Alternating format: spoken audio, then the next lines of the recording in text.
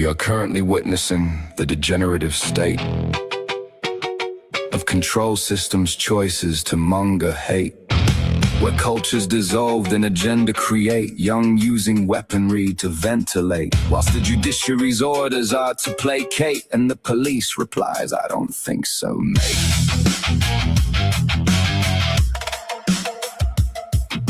The undercurrent slowly shifts, but never loses flow.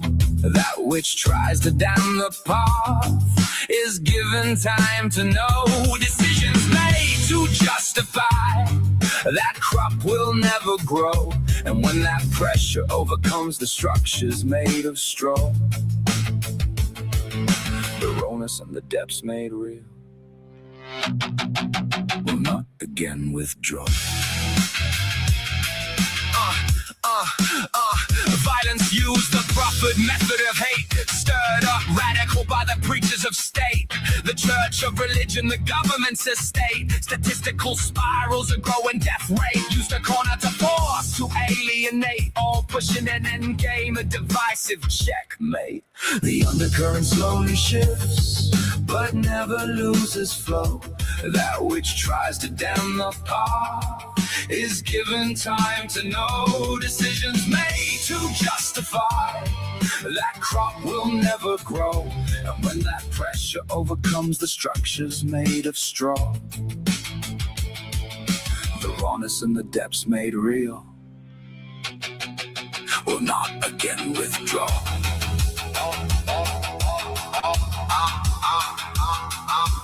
Sooner or later, there will come a time where the cultural void will simply sublime. This may not look beautiful, yet will be divine. Don't those who stop. hold hatred, division inside will wish for the kindness that they had not tried. As chaff is stripped from the wheat in the fire, the orcs rendered down by the hobbits of the Shire.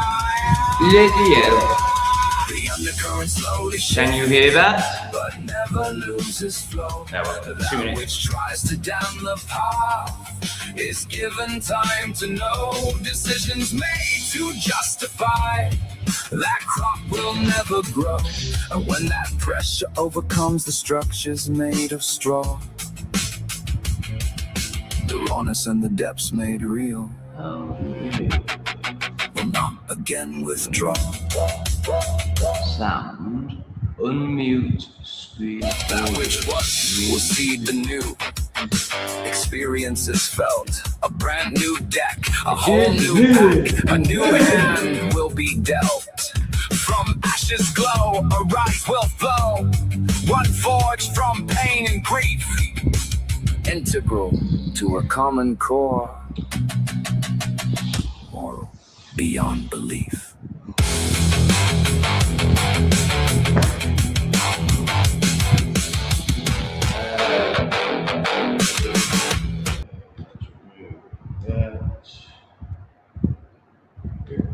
Make sure it's on the this is on no webcam. There we go. Yeah. Let me get me bloody coffee and then we'll get to it. Fucking hell, you're an impatient lot. Could you hear that song? Let me know in the comments if you could hear that song. I think you could hear it and then you stopped hearing it. Look at this absolute retard. How can we not see how pathetic we are? Oh my God.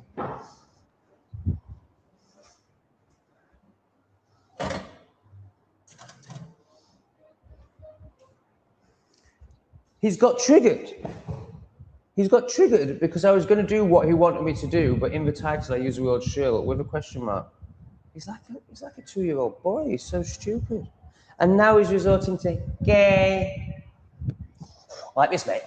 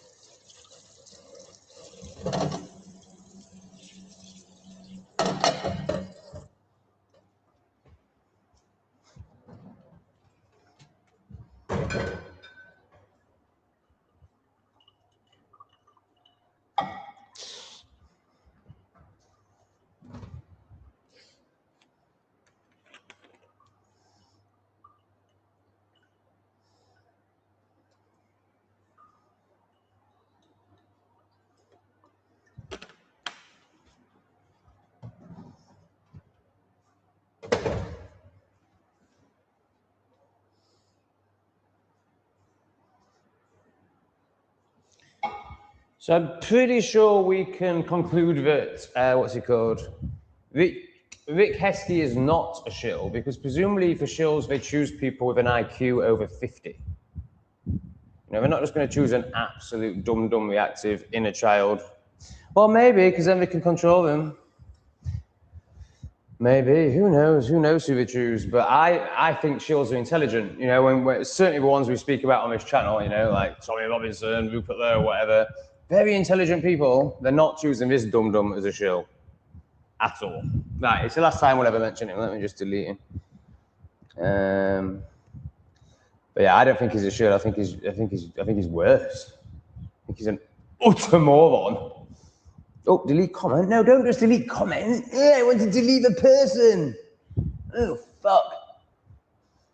I think that's everything. I think we're done. Okay, can you let me know if you can hear me now? Can you let me know if you could hear the song? If you could hear the song, could you hear it for 2/3 or all of it? I would like this information, please. Oh, it's good coffee. It's my last cup of Vietnamese coffee before I have to go and get extorted in Cambodia over coffee. Still in a state of shock.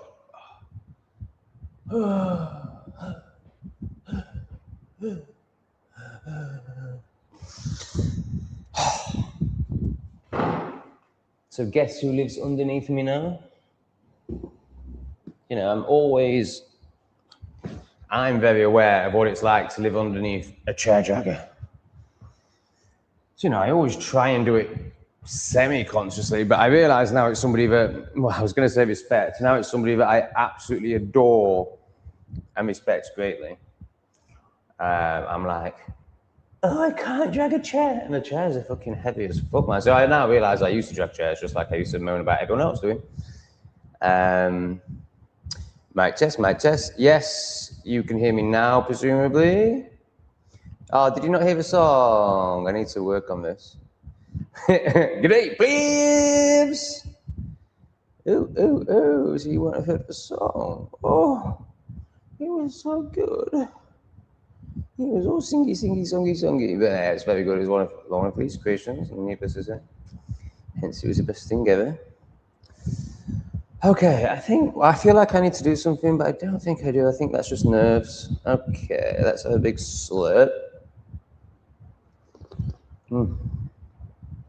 Oh, lamb dam coffee. Oh, if only I'd have known and bought 20 packs. Get over it. There's going to be generosity today in the live. We've already got a generous one here. We've already got a YouTube member with us, a new YouTube member.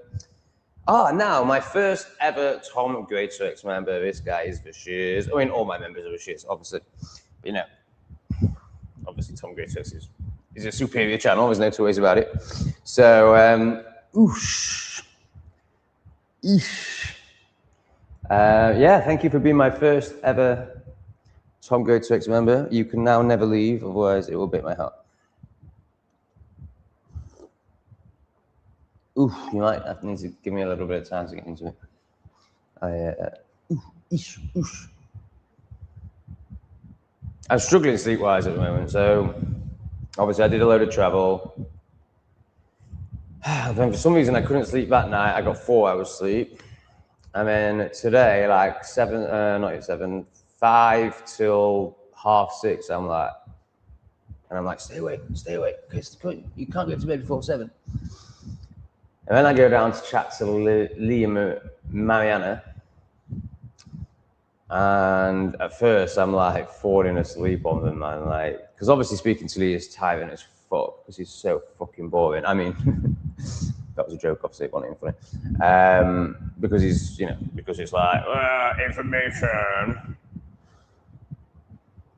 And then suddenly I ended up spending about 2 hours with him. Like the last hour, I seemed to get a second wind. And then, anyway, I fell asleep. I did fall asleep about 8 p.m. So I think I've had 5 hours sleep tonight. So that's 9 hours over the last 72 hours. 9 hours sleep over the last 72 hours. You know, not terrible, but I'm certainly not on top form.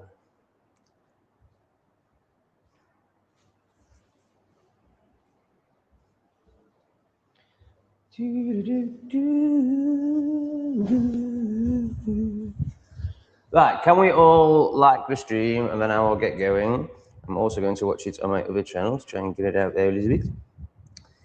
I was in the middle of watching one of my other videos, which I think is going to do well. I think that JR1's going to do well. Did you notice who commented on the chair video? I'm feeling rather important. That's a little game to start with. Who's the celebrity that's watching English Refugee?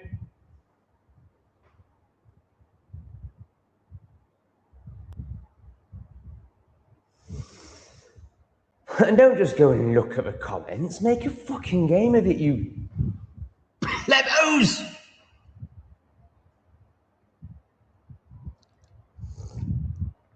I'm not sure you're that late, Arcadian. Arcadian, where are you? And where does it cost $130 a night? I see you didn't answer that question last time. It didn't make me very happy. I've always pictured you as being in America. I'm pretty sure we've had a conversation and you talked about your lineage and it was something to do with woodwork, I believe.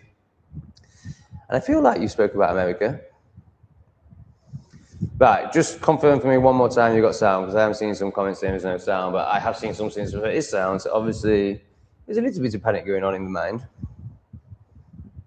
We've got Liz moderating. Well, I don't know if she does actually. Do you want to be a moderator, Liz? I just made you a moderator. Is that good with you? So it looks like sound. Oh my God, we've got someone straight. Wow, I was just about to block you. Can't get a massage for £2, you low life, pond life, degenerate, low IQ pleb. So I need another £8 now. If not, you'll be blocked. You know, maybe not. So this is the thing. This is you know, I talk about trust. So who have I had this with recently? Oh, yeah, it didn't. Yeah, I mean, it's just not a thing. Like, obviously, I'm just going to be aligned. But I think it might have been, and he's still a member. Oh man, if anyone watched Marshall, I think Grid Shifters is going to end up being my Isaac. I'm not saying he's going to give me $100 a stream, but I think it's the same sort of energy, but with a bit more Haiti in there. But he's still a member. Very bizarre. Bizarre is the word, isn't it, really? Hize, the new Hize. What's a Hize? Let me get you a bit clear. No, you don't need to be any closer. Well, here you go. So this is the other reason, isn't it? So it's I'm changing my sleep patterns deliberately. I'm in a very different energy. Like to go from Vietnam to Siem Reap is extreme energetically. So my body's obviously recalibrating. And then I'm also sober for, I don't count, but 7 or 8 days. I just don't understand what he thinks he's doing. I can't even really comprehend it other than, like, you know, he's low IQ. Well, it's not even low IQ, it's more of a psychology. It's more like, you know, he's in a, but what's he even reacting to? I didn't even call him a shill. Like, is he so stupid that he thinks I called him a shill? It's very hard to work out. Because it's just like beyond any scale of human, I want to use the art word, Asian, that I've ever come across before. Well, I mean, obviously that's not true. But, you know, it's just bizarre. It's bizarre, man. Oh my God, we're getting some early ones in. Oh, wow. Okay, we're not blocking this guy. We are not blocking this guy. I fucking will, mate. I absolutely will. I mean, you've almost paid for a session with a body worker. Another £3.50, mate. You might as well finish it off, haven't you? £3.50, and that's a session with a body worker. Well, I don't do massages anymore. There's no point. Now I find her, like, why would I? Because in the massages, I was always searching for her. You know, I was never going like, oh, please rub some hot stones on me and relax me. I was like, get your fucking elbow in my ass cheek. Oh, we can't touch your ass. So I'll never, well, never's a strong word, but I have no interest in going to a masseuse, so I need another £3.50 a week.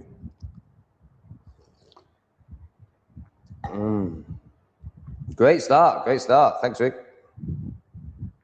You can carry on spasmoding out as long as you're tricking me for shekels. So yeah, let's speak into this a bit more. It's quite interesting, isn't it? So yeah, so this is a huge transition. I mean, people talk about not being able to sleep for 2 weeks. You know what? It's literally the last 2 nights that I've had an issue. The first 5 nights were no problem. I just think my body was crying out for it. And my heart and my soul. Well, heart is your body, Tom. I was just so ready to stop like 6 months ago. But it didn't seem to affect me. Yes, I'm so proud to be a cult leader. Isn't it good to change the culture? Isn't it good to be so intelligent, so at one with oneself, as in I've met myself to a degree. You know, I'm still, when I sit next to Lee, very indoctrinated. And people actually listen to me, Rick. Like, can you imagine that? I mean, you are claiming that you got a load of people. There's just no way. I just think it's all a story. Like, there's no way anyone's ever listened to this guy. How much do I have to donate to become worthy? I don't think it's possible, mate. I don't think it's possible. I mean, you've shown us what you are. And once you've done that, the only way back is self-accountability. It's not money. So, you know, you would have to own, for your own journey, it's nothing to, I really couldn't care less, mate. I'd rather you just spaz out and send me money, to be honest.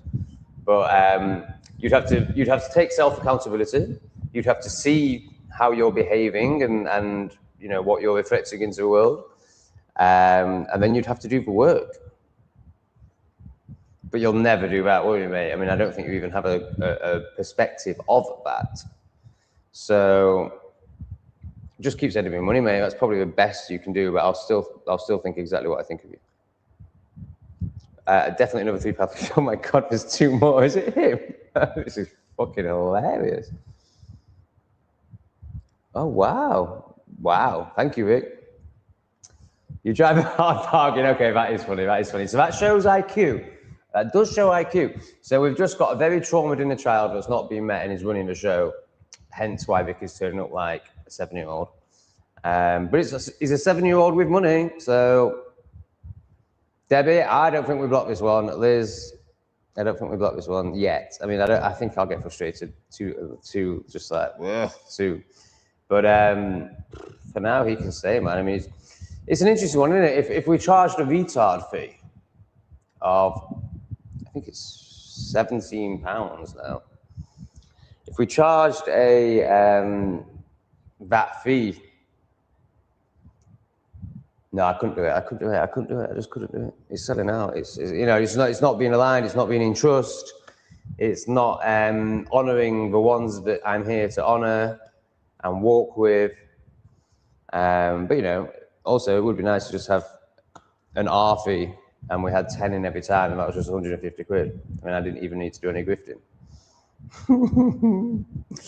Oh, Emmis. For some reason, you don't want to time away your phone, so I will stop asking you. Thank you. Huge appreciation for you. Why has it gone down by £1, Emmis? It's usually, I'm pretty sure it's usually 5. Oh, Emmis. I mean, anyone who just donates on every live is just such a special being. Especially seeing as we don't seem to have Debbie here, so that's 15 quid down straight away. And we've not got Heart of Hearts. I mean, my 2 main ones.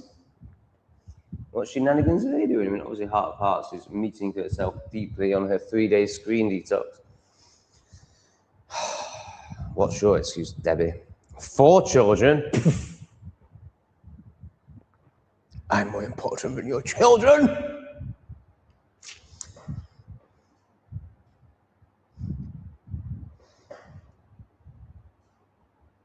Hey, Jack. Yeah, I feel like I don't recognise your name, which I'm really sorry about. I mean, it is hard to keep track, but I would love to, you know, I want to spend more time making sure I do know exactly, I mean, maybe it will become futile in the end, exactly who my members are. You're not on the list, which could be, means I need to apologise to you because I've missed you up. I'm a member of all your, when you say member, you mean subscriber, don't you? We've been all busting. Have a great day. Cheers, Jack. Thanks for your support. If you really want to support, then be an actual member, not a subscriber. But, you know, that takes very special people and people who are just subscribed, people who are subscribed, like my videos and comments are huge contributors and supporters too, and are massively appreciated. Cheers, Jack. Join the membership. Cult leader, how much do you have to donate to? Oh, we've already done that one. Ooh, what about that? Actor, and I don't mean in the film set. Here she is, Kerry, my little pixie. That guarantees me another £5 soon. Hi, Tom and all. Did you know a common colloquial, so I think that means local slang for I got to poo is butt chung Tom. Oh my God, that's amazing. So local to what? Say a move. So if I want to say I need to poo in Say a Move, I go butt chung Tom. Seems very apt, doesn't it? And I will need it at some point. I'll be walking down the street and then the actual, and well, I say that, we've had 2 solid days now. 2 solid days. Is anyone going to answer who they think? I'll give you a clue, a right-wing YouTuber. The celebrity is that's commenting on my videos. Which made my ego go, ooh. But he's, I don't think he's happy. I've just seen it, I haven't responded or even looked at my dashboard or anything. But yeah, it's not a positive comment, but it's still cool. And it's also not a not positive comment, it's a question, but I can see the judgment behind the question. And this is linked. Shame the dog thing didn't work out. I mean, it's more than linked. This is what he asks about. So who is the right-wing YouTuber you think commenting on my videos? And don't ruin it by going and looking. Or maybe it's not a fun game. No one seems to be grabbing onto this hook. I got nothing. Shame. No one's even let me. You've also not let me. You're not great, apart from Emirates right now, and of course Kerry soon. And we always love CPL cabs. Can you get a better name, please?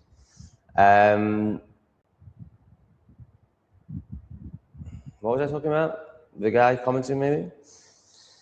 Oh yeah, the music. No one's like, why? I ask you questions and you don't fucking answer them. And I'm learning how to live stream, and I'm asking you a question that I really needed to know the answer to, and you're all just like, meh. Shame the dog thing didn't work out, but thank you to the universe you got away from Demon Dad. Yeah, absolutely, but did Dow the dog? That's the question. Ooh, I really hope so, man. I really hope. I've still got his lead. I can't get rid of his lead. It's fucking ridiculous. Because it's not even a good lead. It's not even... So obviously there's like... Not really much story, actually. It was just a realization that that's my attachment to Dow, and it's hard to get rid of. But obviously, like, there's also a realization that it means absolutely nothing, and it's just a lead. So then the ego can be like, well, one day I'll have a dog, so don't throw this lead away. And it's a shit lead. It's not the sort of lead I would use. It's just ridiculous. Why have I still got his lead?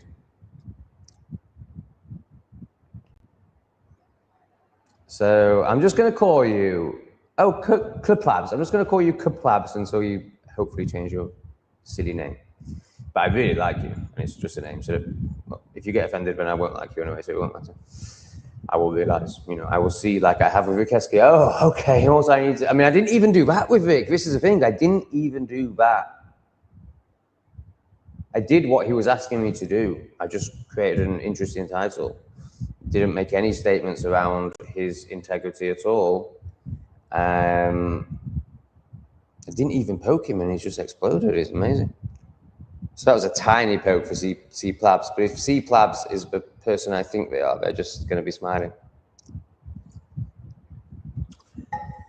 Tuvik, you need to donate 100 to each of us. Oh, no, fuck that, just me.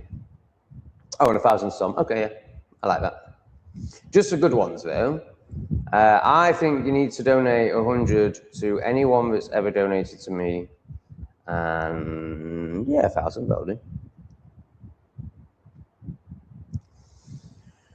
Oh, why would you crash out of Envy and Ease paper? Oh my God. So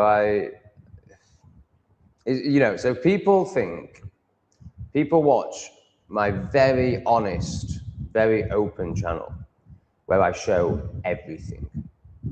And then they judge the 5% of me not behaving well in society. But they don't self-reflect. They don't think, well, if I shared all of my life, would there be some negative moments? Well, of course. So what you do, Moo, is you stop people from being authentic. I mean, you don't understand authenticity clearly, and you have none of it in your life. You probably enjoy watching my videos. And the reason you enjoy watching them is because I show you everything, and I'm funny as fuck and super intelligent and all that amazing guru stuff as well. But essentially, it's because I show you everything. So what do you think if I wasn't so strong and so centered in myself and allow the plebs to just bounce off me? What do you think comments like this do? Do you think they create an open society? Do you think they allow people to be themselves?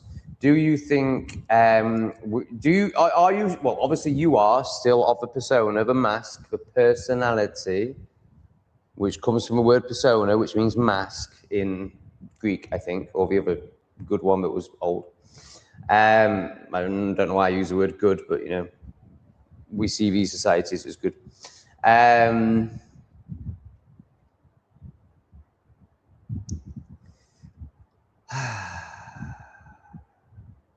It's so sad. It's so sad that I mean, one, it's just incorrect. It's just not correct. Why do you crash out on them? So that statement is making out that I just go around like every time I see a Vietnamese person. Like, obviously that's not the case. 90% of my interactions are gorgeous, probably 99. The situation is well explained in the video. In fact, it's been building up over 20 videos. So you know the answer, you know what happened, but you just want to judge, you want to try and make me feel bad, you want to put me in a cage because you're in a cage. Well, it's not going to happen, mate. It's not going to happen. But really look at the effects that you're having on society. Like, what do you want to see in this world, and are you putting your energy into that? That's what you need to start asking yourself. Because right now, you're working for Agenda 2030. 30. I don't want to say that too many times. Do you think that's wise? Is that how you want to show up? Do you want to be enslaved in 4 years' time, or do you want people to be honest and free? And in that honesty and free, and in that working of the collective shadow, which of course we'll all do individually, it's going to be messy, mate. There's going to be moments where people don't do the perfect thing from a robot perspective. I wear my fucking mask because I'm so scared. Do you get it? No, of course you fucking don't, you fucking retard. What an absolute Riri. He's a Riri, he's a Riri, he's a Riri. Dad! Oh, I love that word too much. Such a good word. It's just perfect. Now, there is this guy on YouTube, this American guy, smokes cigars. His whole branding is that word. Admittedly, he didn't put it in his name, but every single video is R word maxing. And he's like way bigger than me. So I don't know how dangerous it is. Can we bring it back? Oops. Whoops. Oops. Oops. Oops. This is my only cup of coffee, guys. So if this doesn't, I mean, I have still got this much left, so, you know, it's good. But if this doesn't kick in, we're effed. Nature, forest, perfect. This is, oh, let's get some good postures on. Alan Fryer. I don't recognize the name. Welcome, Alan. Because it looks like he might be a good one. Oh shit! Now I need to bend my neck. Maybe I am. Do I fuck my spine, or do I f my back? Do I f my spine, or do I f my neck? That's where life's got to, guys. Something's got to be effed. What about if I? Oops! This game, this $8 stand game.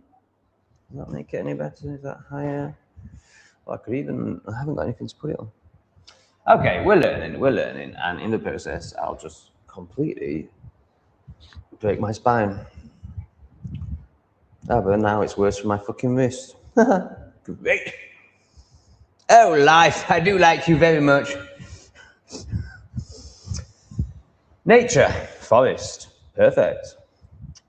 Fight in a concrete bunker. No police though. Have you ever been arrested in the UK? I have spoken to this before, so I won't spend too much time on it. I got arrested when I was 15. There was a mansion, something Hinchcliffe. The surname was Hinchcliffe. It was two brothers. They got done for fraud, so that just means they were really cool people. We don't like, paying towards baby eating, and now bioweapons and all sorts of crazy stuff. So, very intelligent people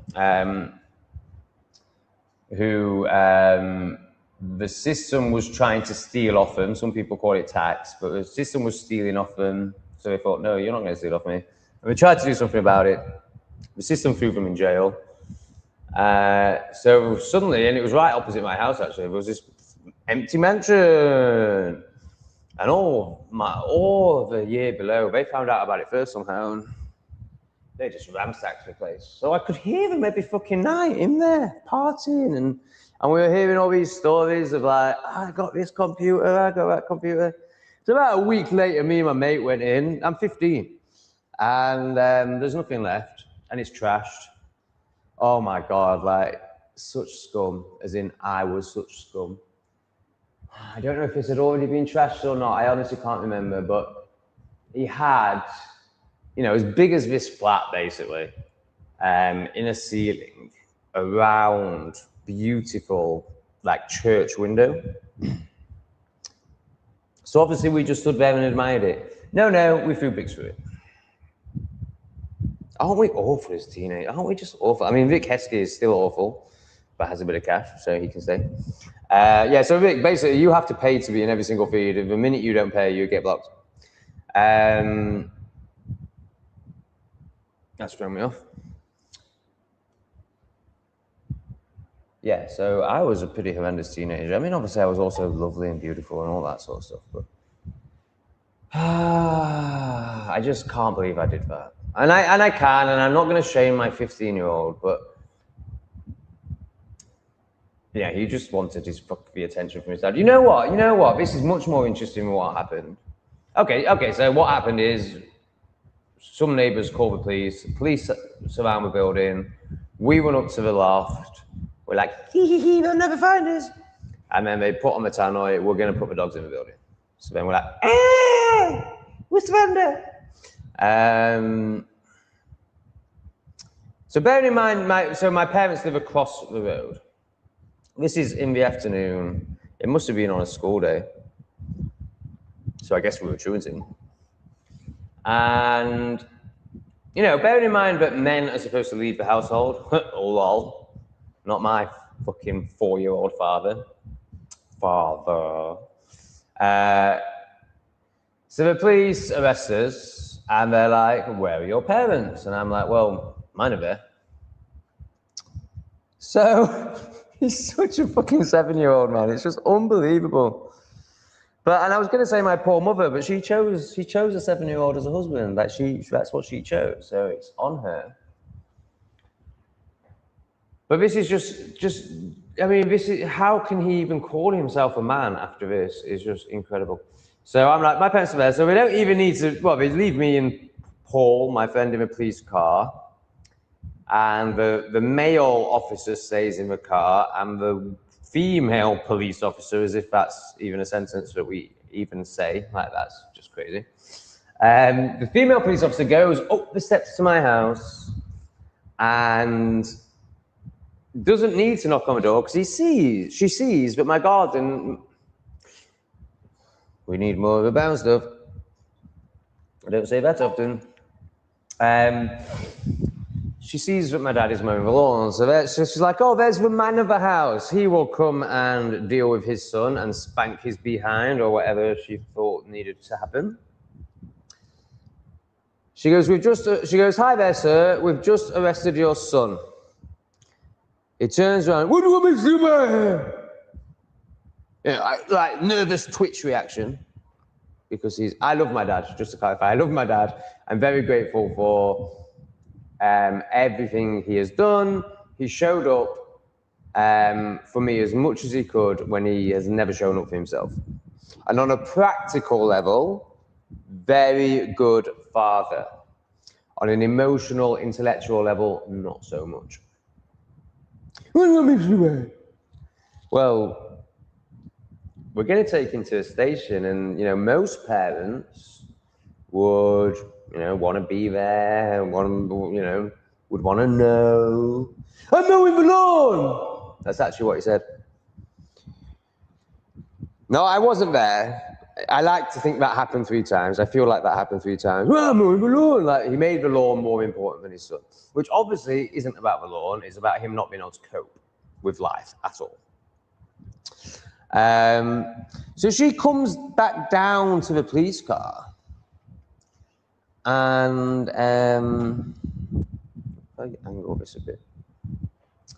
She comes back down to the police car, and obviously she's got to be professional, so she's not like full on laughing and ripping him apart. But she sits in the car and she turns to me. And she's obviously in shock, as one would be, especially like we're in Worlow, like we're in beyond middle class, like we're in we're in absolute middle classdom, but also a load of millionaires live there. It's where most Sheffield Wednesday, Sheffield United players live in Worlow. Oops, sorry, Lee. So, she's expecting, not a complete spudgemonge.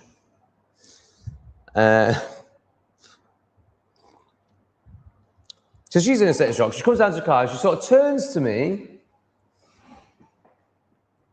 Your dad says he's mowing the lawn, he can't help. And she's kind of like holding back laughter and shock at the same time. And I was like, oh yeah, that's my dad. So because my child of a father can't take any responsibility for life whatsoever, we have to drive to my mum's workplace. And I don't know why the police didn't just take me to a station. I don't know why they wanted to speak to my parents first. Maybe it's because I was under 16. I'm not entirely sure. So I'll never forget my mum's face. So my mum was teaching at Dobcroft School at this time. She's very highly thought of within that. Well, everyone thinks very highly of my mum that's ever met my mum. She's a very impressive individual in the mainstream. And she's very likable. She's a very good woman. Very competent. She does have this shadow around needing to be needed, hence she married a 7-year-old. So she could just be needed all the fucking time. And she had kids and created them as very needy by smothering them. So she was just needed by everyone. I remember the way she showed up at work, and everyone needs my mum. And that's exactly how she wants it. Because then she doesn't have to meet herself. It's easier to focus on others. The typical people pleaser, but more than a people pleaser, she's also incredibly competent and very good at her job and all that sort of thing. She's retired now. Yeah, she, after 5, 6, maybe 10 years of teaching, every school she ever went to, they were like, you need to get on the fast track for head teacher. But she didn't want it. She went, later in her career, she went to deputy, but she didn't want to be head. And then she became a lecturer, and she absolutely smashed the shit out of that. She indoctrinated them so well, going in with an LGBT, what do you call them? Badge things, lanyard. And indoctrinating them all. Bless her. Oh, I love her so much.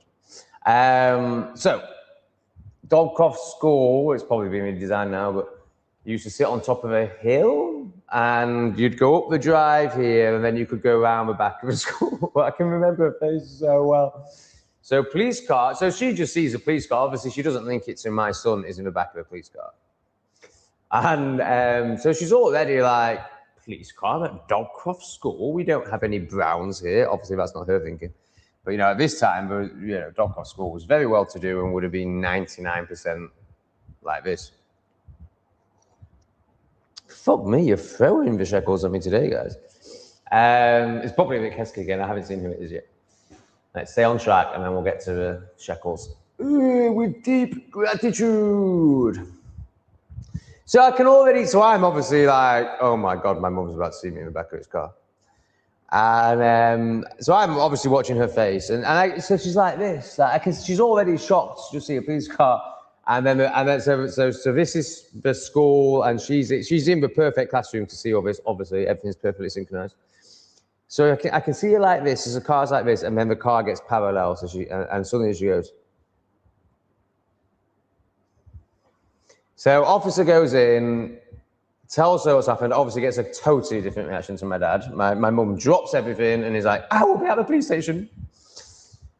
So then I end up in a cell, and the next thing I see is they bring me out of the She thinks it's such a big deal. I suppose I did it at the time. I was, indoctrinated too by her. And thanks, Mum. Isn't life fucking stupid? So the next thing, I get taken out of the cell into the hall where there's the desk of chief deep state foot soldiers, and I just see my mum like,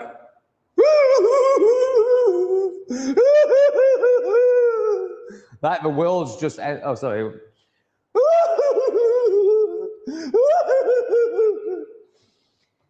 Yeah, I can see the wailing before I even hear it, like it's going through her whole body. However, I've just remembered that, like, she actually performs very well in a minute. And so obviously her world's just ended, like, and the fact that it was at her school and all of that, where she's so highly thought of, and of course they're all just wearing these masks, and her mask is like, I have a perfect family. And, so that's just been ripped off. Just thinking about my dad, man, it's just an incredible response, isn't it? I said I wasn't going to go into this in depth, but I haven't told this part of the story, and this is the best part. So then we end up in an interview room. Oh, that, yes. So in the police car, the police were incredibly friendly. However, the male wanted to scare the hell out of us. I suppose is maybe from a discipline point of view, I guess it was quite a wise tactic. And he's talking to his colleague. So as we're put in the car, he's talking to his colleague about, so send them in to tot up the damage and we'll get a bill together. And me and Paul look at each other like, oh my God, we just smashed like £50,000 worth of stuff. Now, obviously, like, now I know like that's not how it works. But as a 15-year-old, you're just like, oh shit. We're going to get a bill for £50,000. And so I go into the interview with sort of that sort of fear. I know that I'm not going to end up in jail over this. But, there's this like, anyway, I've already explained that. So they're asking us questions. I can't remember. And it's all pointless.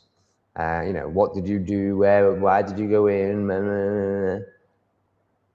And basically, by the end of the interview, interrogation, whatever it was, I think it was just let's try and discipline this 15-year-old and make sure he doesn't stray off the beat. Because this is when,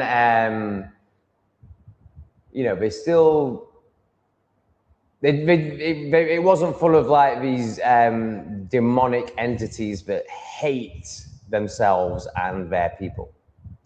So, they were still coming from a like, how can we serve the community point of view, but obviously there were, still robots and all that.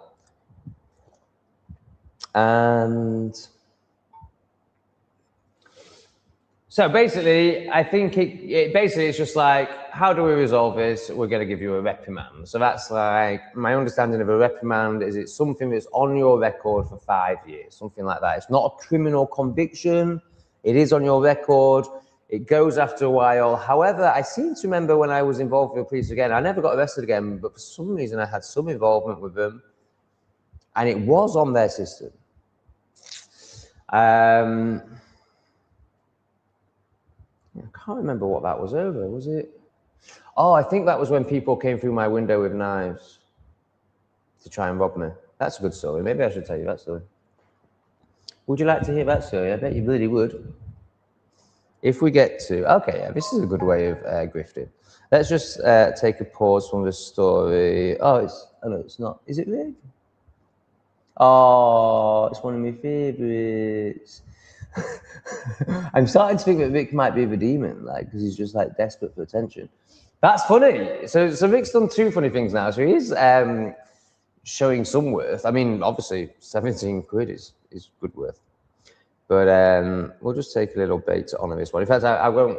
I'll just honour him on the screen for now, and then we'll give him a full honouring.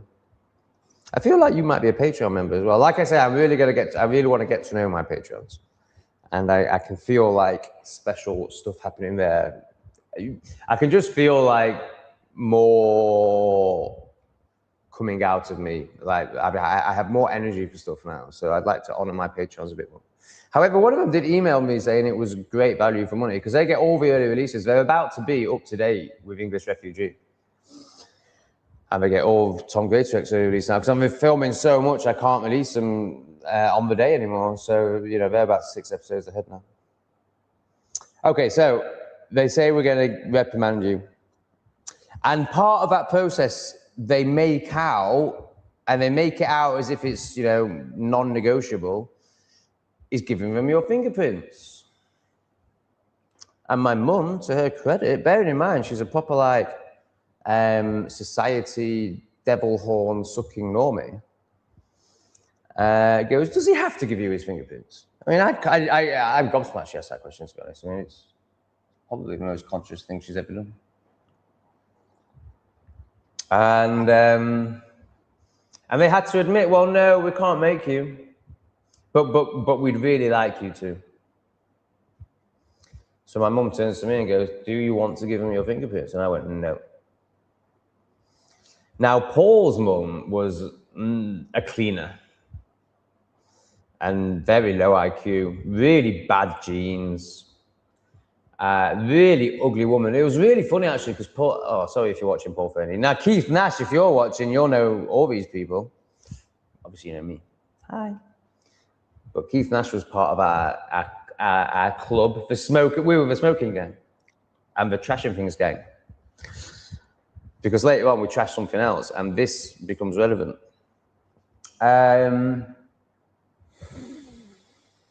So Paul Fernie's mum obviously is just like she can't even speak, like she's really bad. Now what's interesting is Paul Fernie's mum was a really ugly woman, like really bad genes. And Paul wasn't a great looking lad either, but they looked exactly the same. And he looked better on a male. Like basically she had a male's face. But Paul wasn't good looking, but not as bad as his mum. But they had exactly the same face. It was unbelievable. I don't think I've ever seen like literally carbon copy mum on son, same face. So Paul's mum never asked for this. So Paul gave his fingerprints. I didn't. Oh, now it wasn't later on. Previous to the smashing up of the mansion, we thought it was a really good idea, and this isn't we at all. Well, I'll speak from my perspective, and I think Paul is in the same category. But we were hanger-oners here, and we just got caught up in other people's mania. Was it James Tomlinson, who I mentioned in a stream before? I feel like it was James Tomlinson that had the key. So I talked about James in a stream, who's just lost his brother, bless him, to a I assume. And right, so there was this lovely little tennis club in a middle-class area before the invasion, so you could do things like this, where there was no staff. Like it was, you know, it was basically a community tennis club. I mean, this is awful. This is so bad, man. It was a community tennis club that had no staff, and all the members had a key. So on every Friday night, I used to walk from Worlow to Ecclesall. I'd buy a 20 bag, which would last me for the week initially. Obviously, that, you know, 6 months later, I was buying a second 20 bag on a Wednesday night. But, you know, initially, I was buying a 20 bag for a week. And it was very exciting. It was like, you know, it was my first experience of like a night out. Like everyone met at Ecclesall Terminus. And by everyone, I mean like 20 or 30 people. And then we just rampage around Ecclesall smoking ganja, basically. And just looking for mischief and mayhem, I suppose. So someone, I think it was James, had a key for Grove. So initially, the plan was let's go into Grove Tennis Centre and smoke it up. I think that was the initial plan. And then, of course, so I think there's 15 of us. There's 15 lads in a building. Like, I think it started with paint, if I remember right. I think there was some paint lying around, and someone kicked it over, and it was all like, oh, there's paint on the floor. Aren't we bad? As in, bad. And well, it just descended into full-on trash in the place. Now, I don't think I really did anything, if I remember right. I think I remember being pretty repulsed by it, but also, like, being 15, like, ooh. I don't think I really did anything. And I can remember, like, yeah, that was it. So the key got you into the change, like, there was 2 areas. There was, like, changing rooms, and then there was the bar social club. And I say trash, you know what? I think it was mainly paint. I don't think it was actually that bad. I think the paint got chucked around, and then I definitely wasn't part of this. I feel like this was Tom Burns that instigated this, who was in a year above. Suddenly, there's 3 lads trying to kick the door down. So the members' key, I think there's levels of membership. You know, like, so the let's just call them the committee will have the key to the bar and the social area, and the members, certainly youth, would only have a key to the first section, and, you know, understandably so with this story. So suddenly there's 3 lads trying to kick their way into the bar. Now, it turns out that door was alarmed. So I can't remember if, I assume an alarm must have gone off. I don't think I seem to remember hearing sirens, but that might have been as we were running away. But basically, I think we realized this door is alarmed, and we get out of there. And then the police come, and no one gets arrested. We definitely all get away in the moment.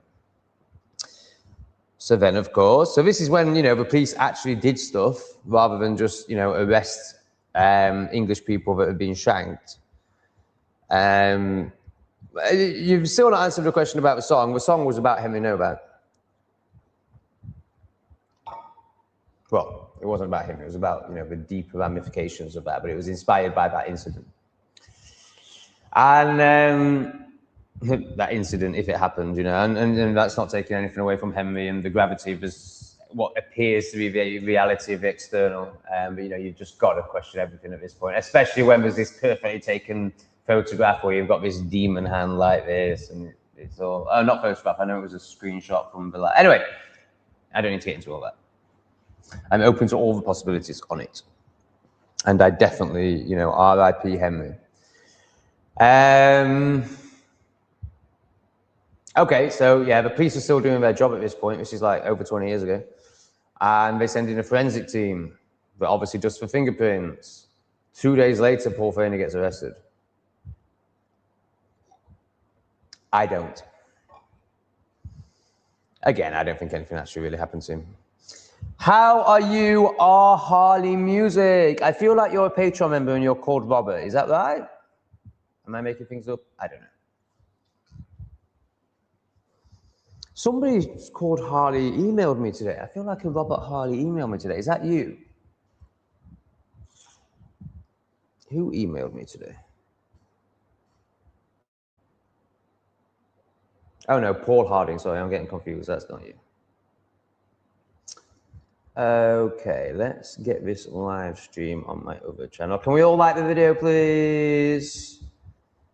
Why can't I like it? I don't care about the chat. I just want to like it and make out that I'm watching it. And I'll even take it back to the beginning to get the full watch time.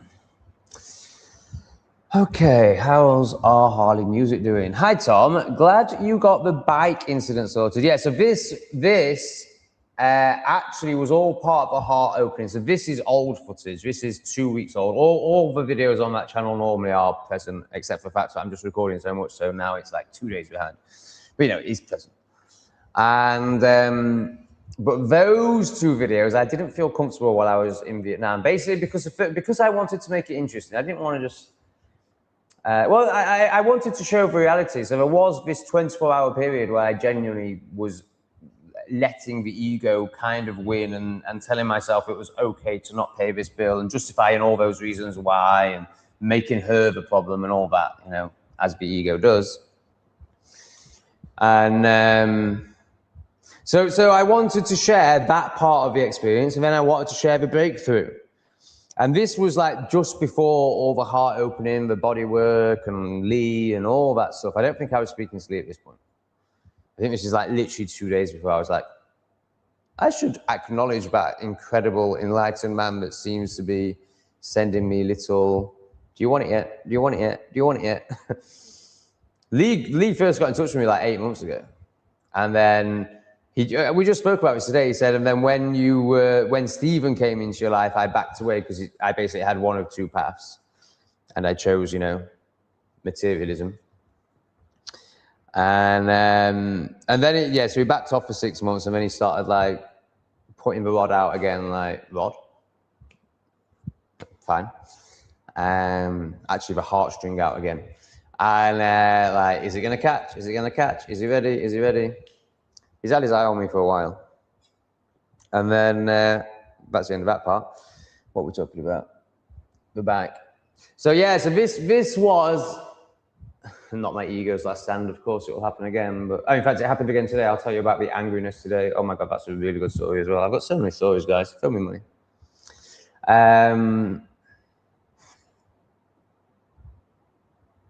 I do catch myself. I do see myself. And you know, I think it's hilarious, to be honest.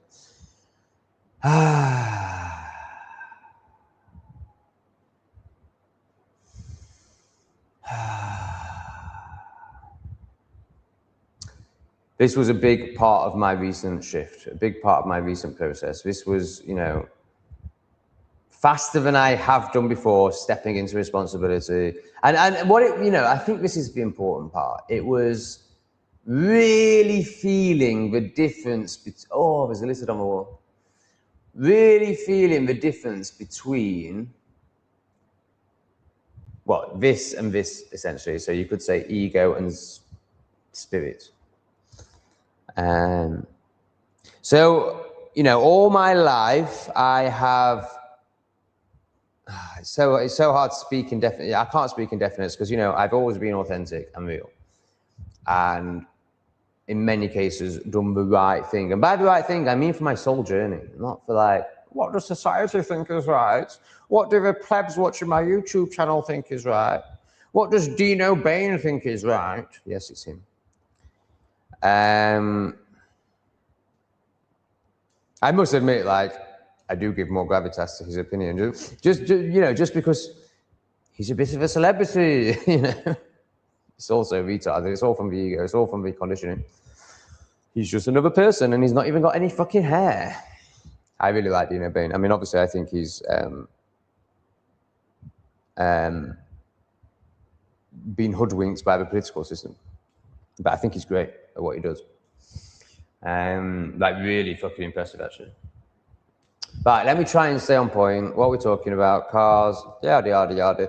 So it was the first time that I could feel like my ego absolutely wanting to justify every reason why we didn't have to pay this bill, but it felt awful. And but for the first time, I could feel more on the side of like, oh, can you imagine the relief if you just do the right thing?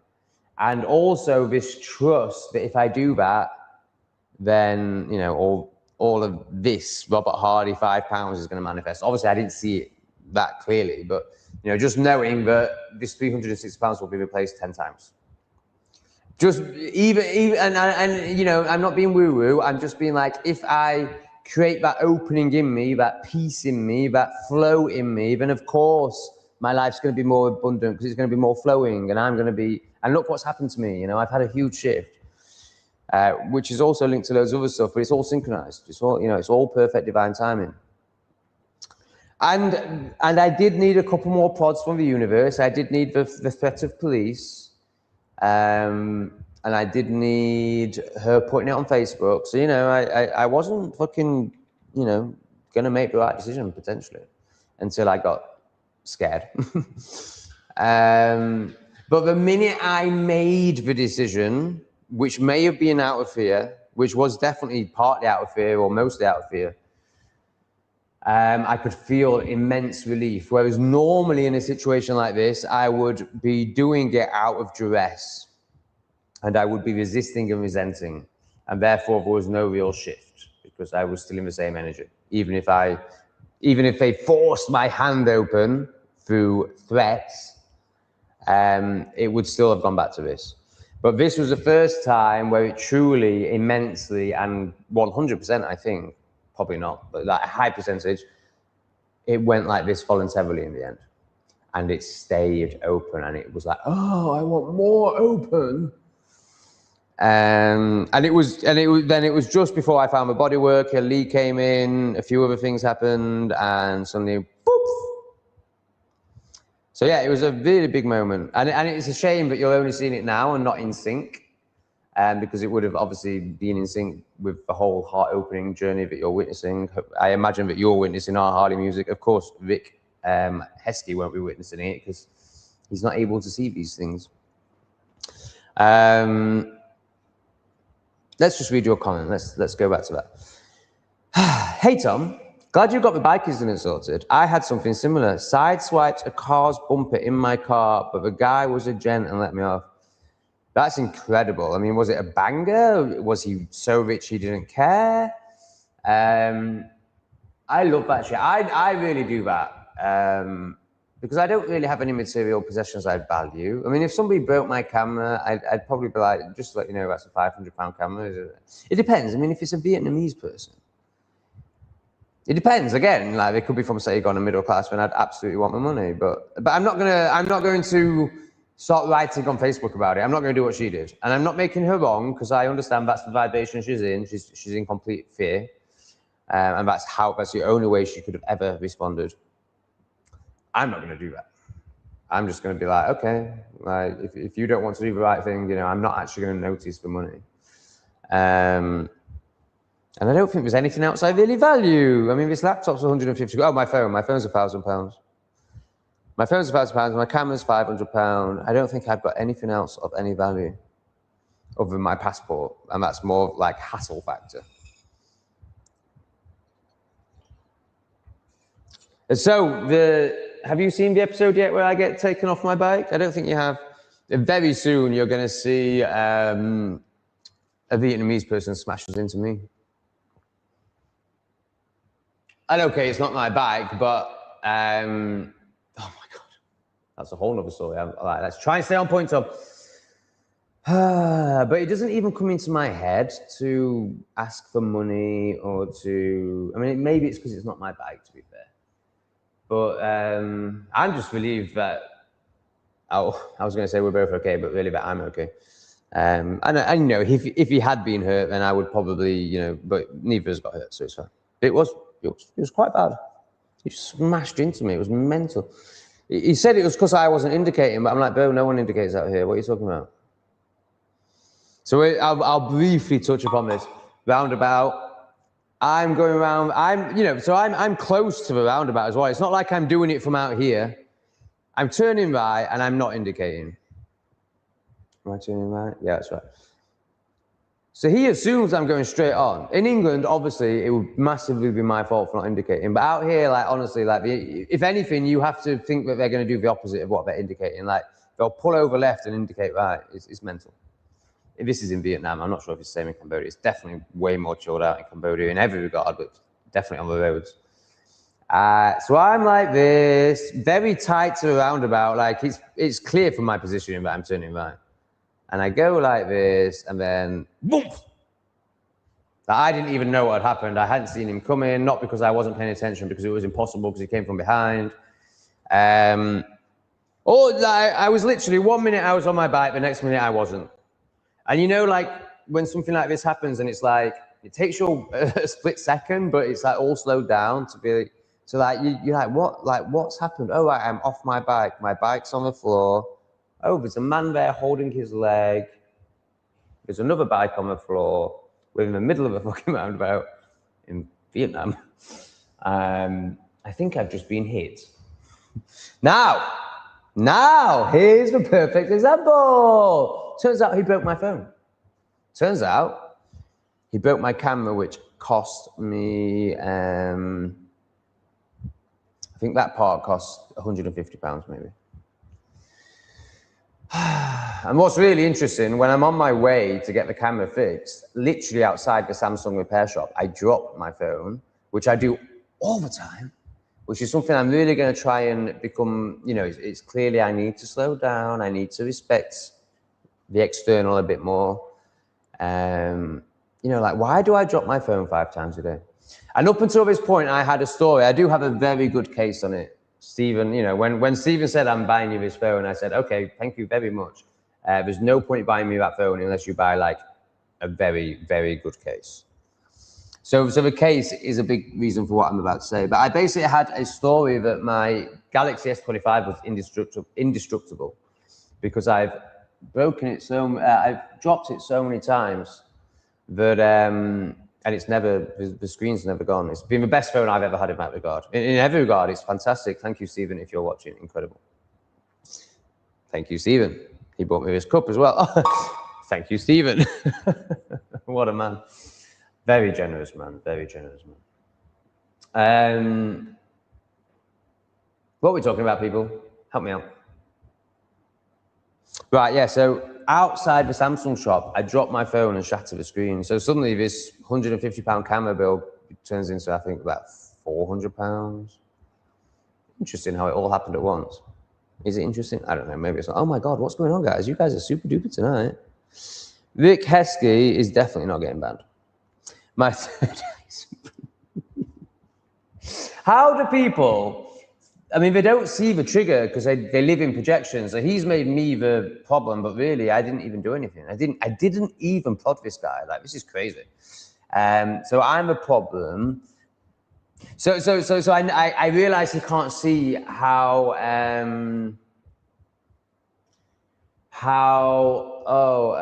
it doesn't make sense, but there's a much better word for it. How misaligned, but there's a much better word for it, like, that's mainstream. He can't see how irrational his response is. He can't see that he's acting from his inner child. He can't see any of that. He can't see that he's projecting. He can't see that he's just making up a story. Like, what he's angry about never even happened. And I don't mean that as in terms of its projection. I mean, it never happened. I never criticized it. I was on his side. When people were calling him a shill, I was like, I don't think he is. And then I was like, okay, well, in the next live stream, we'll delve into it, you know, to exonerate this man. That was not my intention. My intention was to share the truth about this man, whatever that truth was. But my expectation was that he wouldn't be a shill and I would exonerate him. That's what I was going to do, or I was hoping would transpire. Just unbelievable. Anyway, he's got super triggered by it. Yet he thinks his third eye's open. Like, he's got triggered by something that didn't even happen. And he's gone into name calling. So he's gone into septum piercing blue hair energy. And he thinks his third eye is open. I mean, this is Rachel Bindley levels of delusion. This is incredible. But he is throwing the Shekels in, which Rachel doesn't do. So love you. Love you. Here she is, Kerry, with her regular £5 contribution. I really, oh my God, I feel so much love for this one. It's not the £5, it's the picture. It's the pixie. Oh my God, I loved it.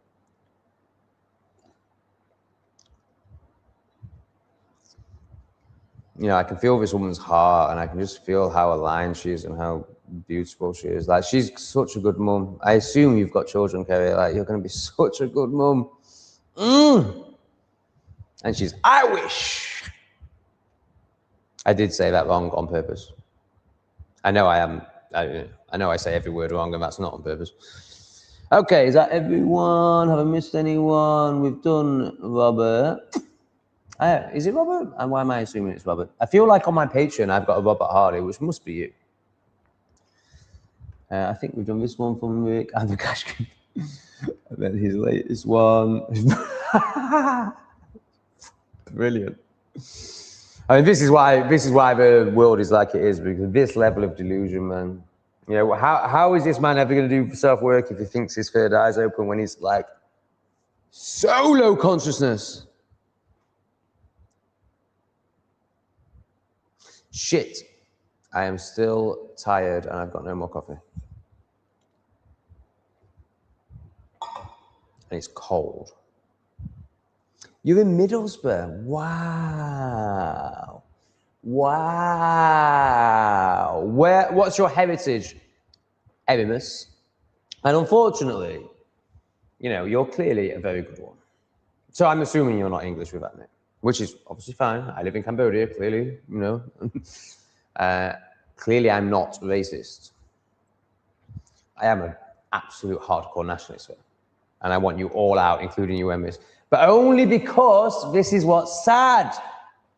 You know, there are some really good ones. And but we've let in so many you know, sub-Saharans essentially, and you know, the others that are really causing a lot of problems. Well, just so many now, like even Albanians are causing, you know. And of course, in all of these communities, for the purposes of this platform, there are some good ones, of course. But you know, Emrys genuinely, like, you know, he's going to be like, you know, some sort of well-to-do Arab or something, you know. You know, genuinely could contribute to society, and that doesn't mean that we would ever let as many good ones in to the point where the demographics are going to shift and the English are going to be a minority. No, of course I'm not saying that. I'm not Tommy Robinson. But what I am saying is, in a functioning society that values and honors itself, you can have maybe up to 5% migrants that never ever get citizenship, obviously. You know, basically just like these countries that I'm in, where they see the value, but they also value their culture, their lands, and their people, and they find a nice balance where they, you know, give a certain amount of visa, and if you don't take the piss, that might get extended, you know, or it might not. And that's, you know, that's the sort of system I would like to see us have. So in an ideal world, I would absolutely love to have people like this fine gentleman. Can you tell us where you're from, please, Emrys? Because it would help me. Just in terms of this sort of conversation, I don't mean like I'm going to judge you on it, because clearly, you know, even if you're from Somalia, and of course there's some good people in Somalia, I'm not saying that, but even if you're from Somalia, like, I'm not going to judge you, like because clearly you're an amazing heart-based person who can see, who wants to support good things in this world, like me.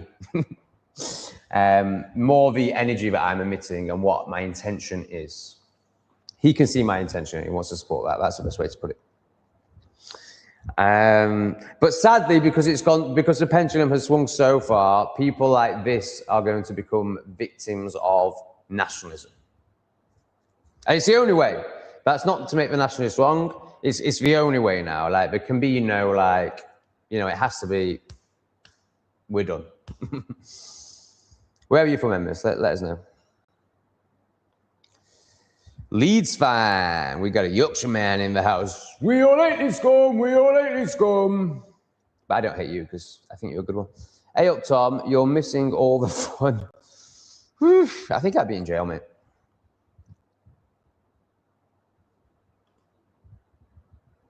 Local in Cambodia. What do you mean?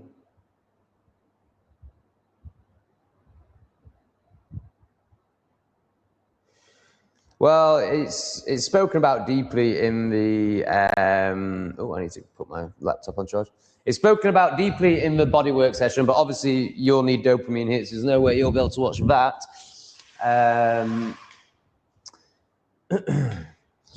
I'm pretty sure I'll do a video about it at some point. But essentially, it's womb trauma. So I was conceived only a matter of, oh, fuck me, let me just concentrate on this. It's all tangled, like. I was conceived a matter of months after my mother tragically lost her mother to a drunk driver. So she was in absolute agony. So there was all that going on. I was told as a child that I was conceived to fill the hole. She now denies that. But, you know, that is what I was told. And it's therefore the truth. So, you know, there's desperation energy in there. There's agony in there, there's despair, there's grief, there's all sorts going on. My mum was so close to her mum. And she just thought, oh my God, don't tell me about bumps coming back. I've just found my bump again. Fuck me. There's so much going on in my body, but then I've just done a video explaining all that. I've just done an interview with a doctor. It's fucking amazing. And she's awake. She's no longer a doctor, but she is a qualified doctor. She's obviously binned it off. Let's not get lost on that tangent. We're talking about something already pretty deep. So there's all that going on. So I suffered a lot of womb trauma. Now you're not going to understand womb trauma. You're gonna dismiss it and project onto it because you're retarded. But it is a thing.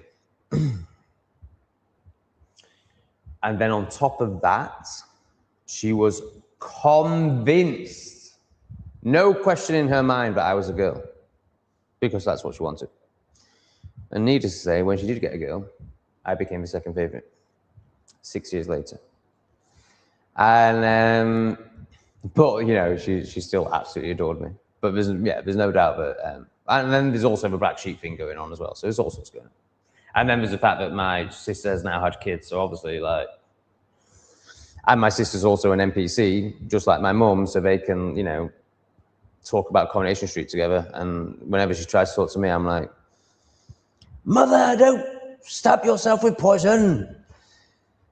So obviously I'm a bad child, even though I tried to save the family and now the world. While my sister just plays into Agenda 2030 and she's a good child. It's nice how that works, isn't it? I love it. I love being awake. I do actually. I wouldn't swap it for anything. I wouldn't even swap it for my mother's love. And my mother does love me. I wouldn't even swap it for my mother's respect. Right, so she's going, you're a girl, you're a girl, you're a girl, energetically. Like, there's no question in her mind. She told me the story as if it was funny when I was a child. So it even was to the point where somebody would go, what are you having? As you go, a girl. And they go, oh, that, you got tested. Oh, no, it's a girl. I just know it's a girl. I pop out of her hole. The nurse's first words are, oh, he's well endowed. Praise to the 8 inches, everyone. And then it's actually 7.5, but I like to call it 8. And then my mum's first words were, oh, I'm so disappointed. Sorry, I just fucking, I didn't choose this shit. You think I even chose to be in this fucking stupid realm? I mean, now it's beautiful, but that's only happened 2 weeks ago. So for 40 years, this hellhole of a realm. No, you and your shagging ways got me here, mother. That's not to suggest in any ways that she shags around or shags a lot. In fact, I would imagine my mother's never really enjoyed sex. I think it's very much a practical thing. And once she had her 2 kids, I don't think my dad ever got his end away again. And yes, my parents do watch my YouTube. Hiya. I don't think they watch the lives. But if they do, they do. I don't care. You've got to remember my parents have experienced me for 40 years, so they're not going to be shocked by any of this. Oh, he's charging. That's good. Yeah. So, obviously, again, you're not going to understand any of this, Rick, and you're not going to even want to try to understand. But, these things are massive, and I can't say I fully understand how they work, but, basically, girl. I'm so disappointed. Shame. Child tries to live up to mother's expectations. Tries to be a girl. Luckily, we weren't in these times, because I might have ended up with my cup chopped off. Bloody hell. 8 inches wasted. 7.5. Can you imagine, Rick, how gutted would you be? Sorry, let me try and rephrase that, because that didn't go well. Can you imagine having an 8-inch cock? I imagine yours is 5. And how good that would be, and what a waste it would be if I just chopped it off.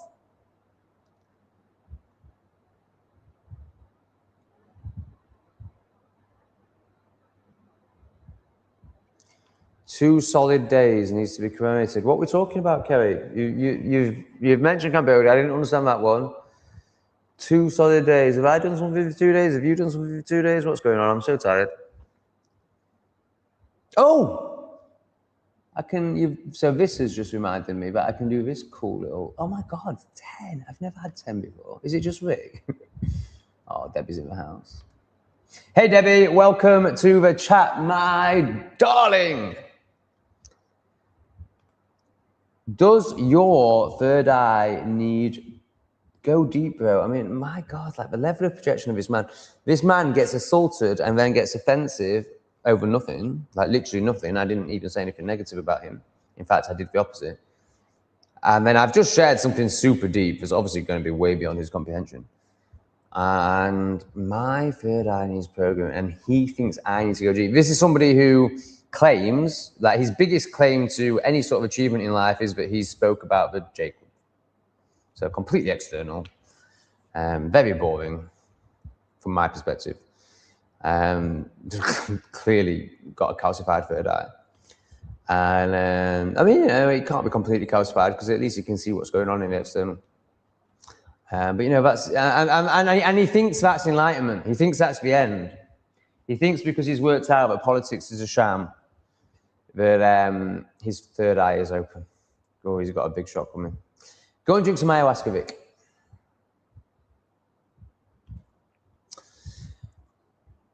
Tatis, Thailand. I'm doing very well at reading out comments today, aren't I? I'm getting better at this. Been subbed for a few months. Love your straight up honesty and genuine personality on cam because it's not easy. It's very easy for me now, only because I've worked for muscle all my life. And like really, for 10 years, really worked for muscle. So it's incredibly easy for me. But I really appreciate what you're saying, and I appreciate it's not easy until you've really met yourself and realized, basically, this is all right. So it's for spectrum, fear, trust. So once you move past the midpoint, then it starts getting much easier because you're learning to trust. And how do you learn to trust? Through experience, through surrender, through following the signs, through getting the evidence. That our brains need evidence, and it gets to a point where it's just undeniable. Lee broke this down so well, but obviously I can't justify it. So, and as he said today, he went so deep with me today; it was outrageous. And he goes, "You won't remember any of this," and I went. He goes, "You won't remember any of these words," and I went, "I know, I don't need to. It's felt." And he just went. When I say the right thing, when he can see I can understand what he's saying, he just fist bumps, and then we move on. So there's a lot more talking than fist bumping. Like he says something, and I'm like, "Can you dumb that one down?" He tries again. He tries again, and then we get the fist bump. I love him so much.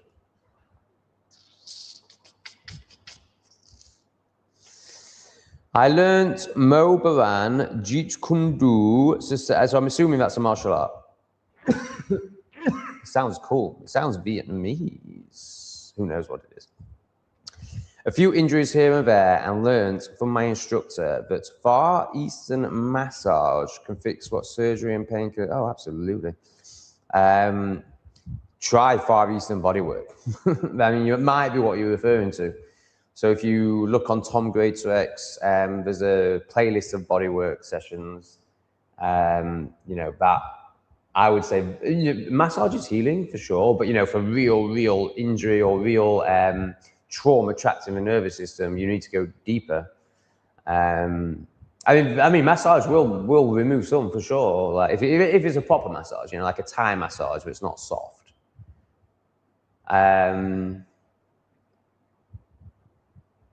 Yeah, it's the next level, mate. But your premise is absolutely correct. The medicine structure out. I mean, obviously they're going westernized now and valuing hospitals and all turning into zombies in the youth, and the selfie culture out here is outrageous.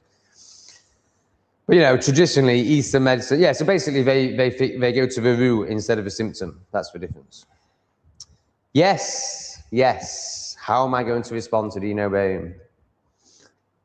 So I've just shared the episode where I managed to get out of my contract on a concrete bunker and move into the forest.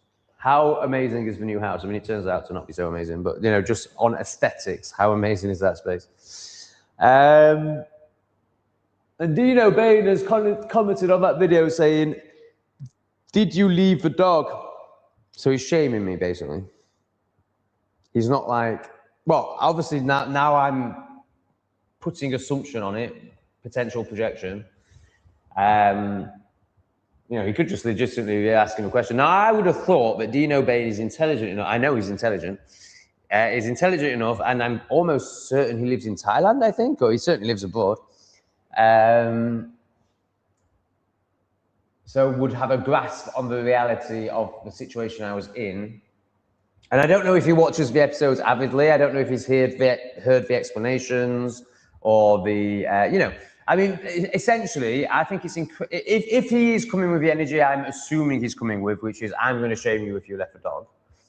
I think it's incredible that someone who has experienced life as an expat, who knows that I'm not actually an expat, I'm a digital nomad that moves around. I mean, I may be about to become an expat because Sam Reap is phenomenal. But up to this point, I'm a digital nomad. You know, the practicalities of taking on a dog when your life is so unstable, like it's actually, you know, going to be potentially very cool to the dog, just like what happened in Thailand when I got ripped away from them. And, you know, they were devastated, particularly Jeremy. Taz just went and ran in front of the car, but Jeremy, you know, he was devastated. Taz was devastated too, you know. But Taz was a very independent dog. He transitioned to being a street dog with no issues. Jeremy just couldn't be a street dog. So yeah, I'm quite surprised that he, and again, I am putting, there's assumption in this potential projection that he is coming with a shaming energy. So if that's the case, I'm pretty surprised by it, to be honest. Because he knows the reality of, you know, how, the challenges of not living in your own country. Oh, that's great news. Thank you, Kerry. I'm really happy to hear that. So for some reason, 2/3 of the way through, it was like when I plugged something in, maybe my mic, it must have been my mic, the music stops for me. So what did you think to the song? Oh, Conig's here. Hey, Conig, how you doing, brother? So obviously, people who support me will always get prioritized in the comments. Conig is a big supporter of mine. And I would like to hear what's the latest on your flat, Conig. The last we heard, you were sleeping in the hallway, and I think you might have found a way of moving, or you were trying to get a move through the council, I think. The last thing I'm certain of is you just had to start sleeping in the hallway because I'm going to assume it's a bioweapon next door, but you know, what word are we using today? Can I use SPAC? SPAC, surely I can use SPAC, which is obviously should have an ER on the end. Because of a SPAC next to your bedroom. So what's the latest with that? We all do sometimes. Try not to be hard on yourself, mate. No one's perfect. What's that in reference to? I appreciate it. It's either in reference to the car thing, which I imagine I'll be behind in the chat. So it's probably the car thing. Oh, we're going to have a poo break soon, guys. Oh, you couldn't hear me when I went for a poo. It was probably the funniest part of the life. When I watched it back, I was like, oh, they can't hear. I was talking you through my bowel movements. I don't think there's any YouTubers ever done that before. Literally described every part of the shit. So we've got a kick comment. Now, I need to look, honestly, I'm so tired and there's so much I want to do. So you'll see, but obviously it's expanding. Like now we're multi-streaming. Now we're releasing 4 videos a day and a live every day. You know, I'm just getting more professional, basically, and you know, I have more space in myself to serve. And yeah, but what I haven't found the motivation for. So basically, what I do know is you can monetize your Kick after 5 hours of live streaming, which obviously I've done because I've done 2 live streams with Kick, with the multi-stream, with StreamYard. And but I haven't clicked on it yet, so I don't know how. Yeah, that's all I know. What's the point? What's the point? What's the point? What's the point? What am I saying? What am I saying? What am I saying? I don't know what I'm saying. Why are you even watching me? I'm useless. something about StreamYard. I can monetize it now. I think that's probably the end of the story, but I just haven't looked at it. I haven't monetized it. I just have an aversion to it. It's a new thing I have to learn. And for some reason, when it comes to technology, I really don't like learning. But I'm leaning into it more and more. That's basically what you're seeing. And that's because of, all the spiritual stuff I try and show you. And by show you, I don't mean like as a teacher, I mean like this is my journey. Can you take anything from it and help? Can it help you with your journey? So this just looks like advertising. So this is what you get on Kick. This is why I'm not interested in Kick. Tired of streaming to zero. Let's change that. Only stream per month. I mean, it looks like when I get, all I can do is go from my experience, which is YouTube. Comments like this are always from Indians, but maybe it's different on Kick. Dino is cool. Dino's very cool. Dino's like in the top 1% of humanity, but he still believes in politics, sadly, so he's not awakened.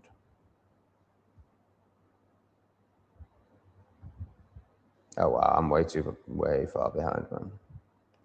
Have we had another one? Not really, Vic. I could do with some money actually because the coffee is really expensive here. Can you buy me a bag of coffee, Vic? A kilo is $19. To get, it's not even, there's not even a cheap shit one. I mean, obviously there's an instant stuff, but that's not coffee. And it will still be quite expensive, but I haven't even looked at that, obviously. So today I am going to have to bite the bullet and buy a coffee. So it'd be a lot easier if you paid for it, basically. So it's $19. The bag I want is $19. That's a kilo. So that will keep the live streams going for, because I don't drink much anymore. I drink 1 or 2 a day, probably an average of 2. But, yesterday I only had 1 coffee. And, so, a kilo is going to last, if you took, so £19 is what? Yeah, sorry, $19 is what, 16 pounds, something like that? We'll call it 50. So can I have another 15 pounds, please, Rick? And I will, then we'll never have this coffee issue again because no, the answer is I need another coffee. I do have a beautiful pineapple and coconut juice that I made yesterday. I reckon that will give me a bit of a sugar kick. Yeah, maybe I could just make some fruit juices and that might, yeah, I'll go and grab that.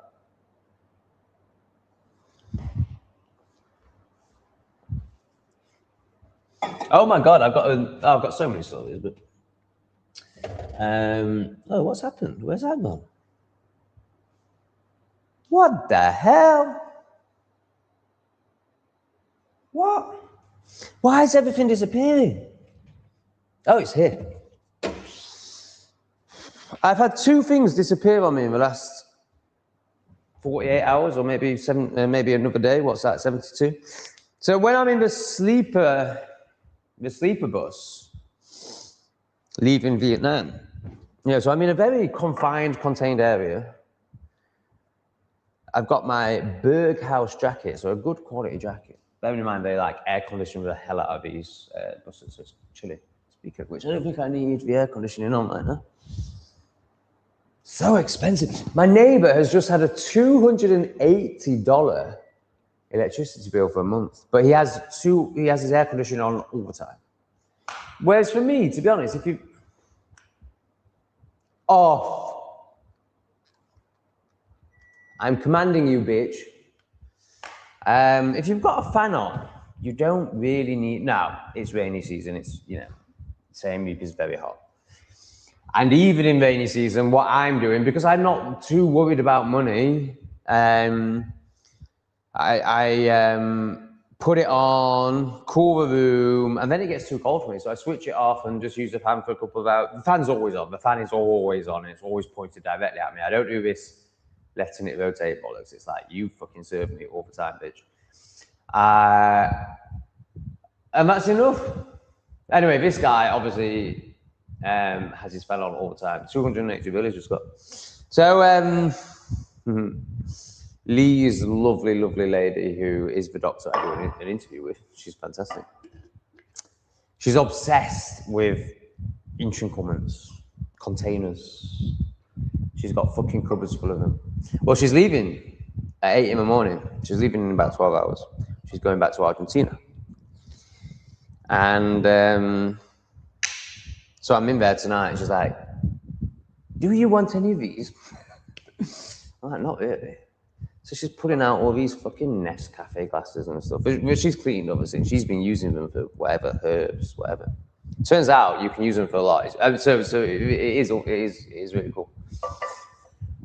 So I bought, you've seen me, if you're an avid watcher of English Refugee, you saw me buy a glass container to get my takeaways in because I'm done with polystyrene and plastic, even though, you know, I still drink out of a big plastic bottle.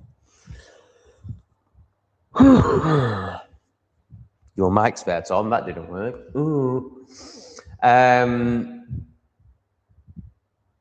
But there's no reason to have my food put in plastic as well.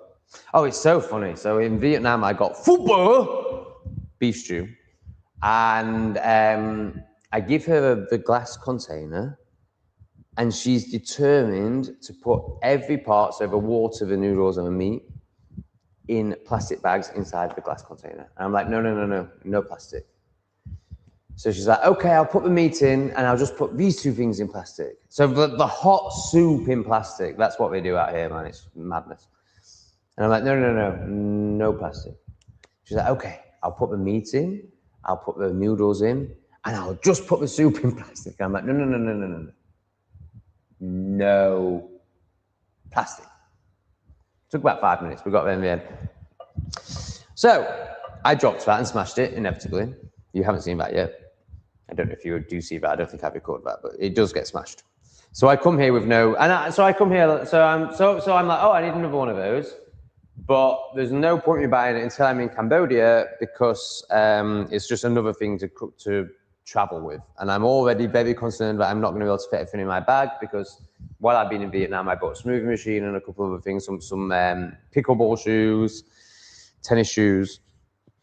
So I'll just wait till I'm in Cambodia because obviously Cambodia is going to be the same price. You know, I don't need to think about cost differences between Cambodia and Vietnam. Like if there is a cost difference, it's going to be 50 pence or something, you know, minuscule. So basically, I mean, obviously there's the Scrooge, which comes from scarcity mindset, which comes from fear, which comes from programming.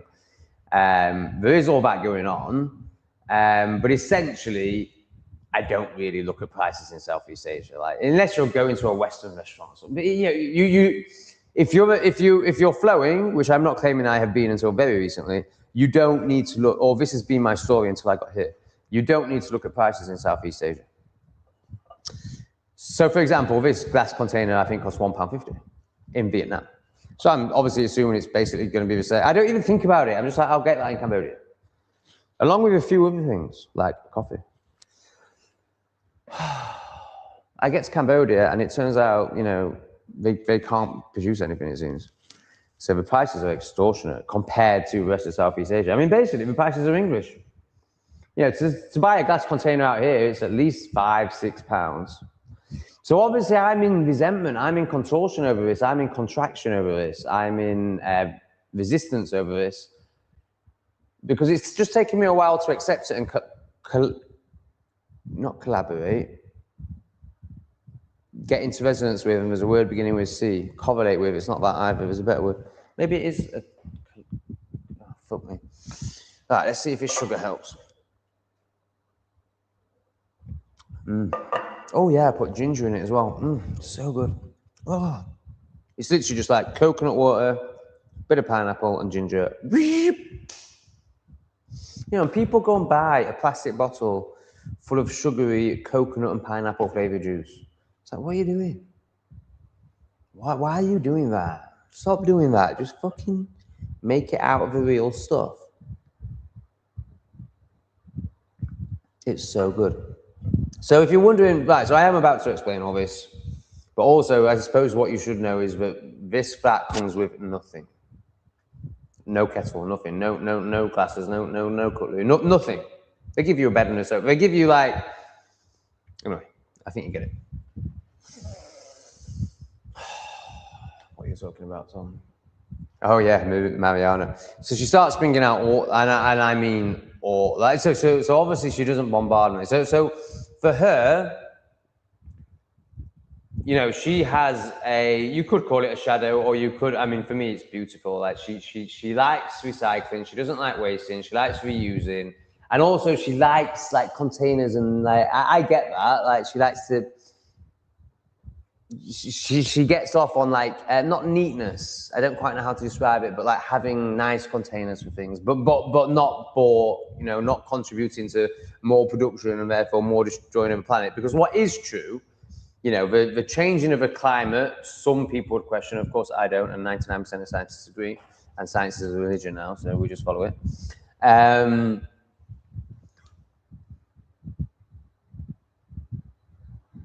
need more coffee.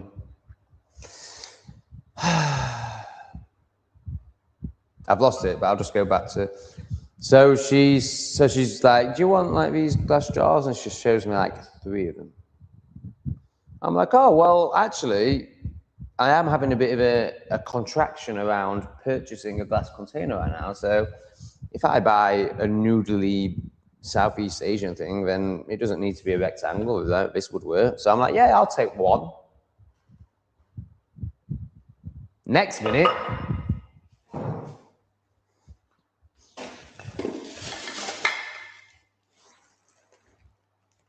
now, to be fair, this is a bike helmet and it's a really good quality one, so I'm very grateful. I'm very grateful for it all. As the story unfolds, you'll see why. Let me go and get some examples.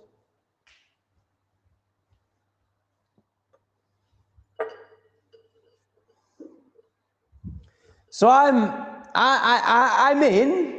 I really like her and I really honor her ways with all these things. But I am taking 2 bags full of essentially trash. So I thought at the time, again, she's a teacher. She's a teacher. I love how this universe works. It's so magical when you're in flow, honestly. When you're surrendered to synchronicity and you're out of a coincidence psyop, which of course is a spectrum. You don't just go like that. And you know, I think I'm pretty much here now. So not fully. Well, that car incident was kind of for full trust. And then the incident that happened today, the title of this video, maybe I should speak into that at some point. So bad. And we're going to change the title to something about the casket, obviously. Like, pleb chucks money at God, something like that. Let's try and finish this story. So come on, you can do it, you can do it, you can do it, you can do it. So I bring all these things in thinking, why am I doing this? And then suddenly, so I've got this coconut. Well, it is water now, but it's meant to be coconut milk, is it? Is it worth me getting? I don't know. Am I losing people by doing this? Right, so in Vietnam, sorry, not in Vietnam, in the Lat, which has a very cool temperature because it's at 1500 elevation. This is solid. And I use it to brush my, well, I use it for everything. I moisturize my face with it probably 20 times a day. Definitely 10 times a day. And that's not out of vanity, it's out of like feeling I need it. You know, I can feel like, oh, it's time to, and I mean literally moisturize. I don't mean like, let's sort these wrinkles out. I mean like, I can feel my face going like this, contracting, contorting. I just love this stuff. I just love this stuff. After baking soda, I think this is one of the most important, one of the most versatile, most incredible creations of God. I love this stuff. So for brushing teeth, you want it to be solid. So I haven't used it since I've been here because I've still got a little bit of a very good quality toothpaste that's obviously fluoride free and is based on baking soda, but it did cost $9. So I've just been using that. And I've not really thought about sorting this out. Anyway, so then tonight I'm like, oh yeah, I want to use coconut, whatever that is, milk, whatever it is, to brush my teeth, but I can't because it's liquid. I'll go and get that toothpaste, but I'm going to have to deal with it soon because the toothpaste has only got 5 more days in it. And then I think, oh, hang on, I've got all these containers. So suddenly, like within a minute of me walking through the door with bags of fucking trash, in my opinion, I'm like, oh, actually, maybe she's not batshit crazy. Like, That's a good one. I'll use that for... So now, this much coconut milk is in my fridge and is now solid. And then the next thing, so I've only got one glass. I've treated myself to one glass, which is full of water. So you are currently sat on top of my smoothie machine, as in the camera is sat on top of my smoothie machine. My smoothie machine was in the fridge with this inside, the remains of my coconut and pineapple juice. So I didn't want that sitting there getting warm. I wanted to keep it in the fridge. So I was like, oh, I'll use one of her containers. Next. So in this chat we have with the doctor, with this woman I'm talking about, and I can feel it's better already. She's telling me how to get rid of my verruca. Now, well, that involves apple cider vinegar. Apple vinegar cider, something like that. Apple cider vinegar. Is that how you say it? Oh my God, I'm so tired, I'm getting delirious. Now, obviously, the reason I had synchronicities, I'd bought some that afternoon. Bearing in mind, I haven't bought much. I'm very much in constriction with Cambodian prices, so I bought very little, but I do think, you know what? What is worth it is apple cider vinegar for sure. And why didn't I buy coffee? Why am I in this situation now? It's because I thought if I went to a market and found Cambodian coffee, which I don't think exists, that it would be cheaper. So that's why I hung off on the coffee. But obviously right now I'm really regretting that. So I want to put apple cider vinegar on a tissue and then strap that tissue to my foot. Obviously fold it, fold it, fold it. I've also got some from my times of, I don't mean times as in I've stopped doing it, I still do it. But from all the times I have covered up these disgusting blue lights on all of the air conditioning units, on every single one. So I tape over them so you know you don't get zapped by carcinogenic light. I have medical tape, which obviously isn't the best for that job, but it was all I could find at the time. Now I have like duct tape that I use. So this medical tape doesn't get used. Well, it is doing now. So I pour this on tissue and I put it on my foot and I medical tape it. But obviously I don't want to drink the apple cider vinegar that's touching the tissue because there's a tissue we're going to come back into it. So I'm like, oh, I can now separate my apple cider vinegar. So this is my foot apple cider vinegar in one of her bottles. I'm almost finished with this. I'm aware it might be boring, but I'm enjoying it. I have nowhere to put my toothbrush. My toothbrush is just lying on the side. Now, obviously, I leave it off the side because I'm aware they've used cleaning chemicals, and I don't want my toothbrush. I'm fucking neurotic as fuck. I don't want to let my toothbrush touch that. So it's hanging off the side one now. It's in a container, and it's upright, and it's perfect. Also, I just want to very briefly, this is not going to be a full-on tangent, touch upon you do move past. So everything I say about chemicals, everything we use is true on a level. I'm now starting to move past that level into more levels of trust where you realize that none of it matters because you're a detoxifying machine. And I sweat all the time, and then I do practical things like sauna. Like basically it's fear, but it is also true, just depending on where you're at vibrationally. And I'm now shifting to like, oh yeah, I don't need to be scared of this stuff. You know, which is absolutely where Lee's at. Right, so the one that I'm really like, why the hell are you giving me this, you absolute mad bitch, is this one. This is something that like, you know, tomato ketchup comes in, it's plastic, it's, you know, nobody keeps this. Nobody goes to the effort of washing this out and keeping it. And I said to her, oh, this was the other bizarre one. But she did convince me. So she's, you know, she's so cute, you'll see. She's enlightened, she's powerful, she's amazing, but she's also very cute. So when she's like, do you want these? And then she starts like pulling out the more obscure ones. And like, I don't know, let's do this. Like, she's like, what about this? And I could show you better examples of more obscure ones, but I'm not gonna, you know, I'm already slightly concerned that this is boring. So when she pulls out this, I mean, why is anyone keeping this? I'm just like, no, I don't want, you know, it's not even a container. Like, what am I going to do with that? And she goes, well, you can keep your sponges in it. Not that I bought any sponges because they're $3 for a sponge. I'm like, you know what, actually, that's a really good. She was like, I use them to keep like little kitchen things like sponges. And I'm like, that's really handy, actually. Yeah, I'll take that. Inside it is this.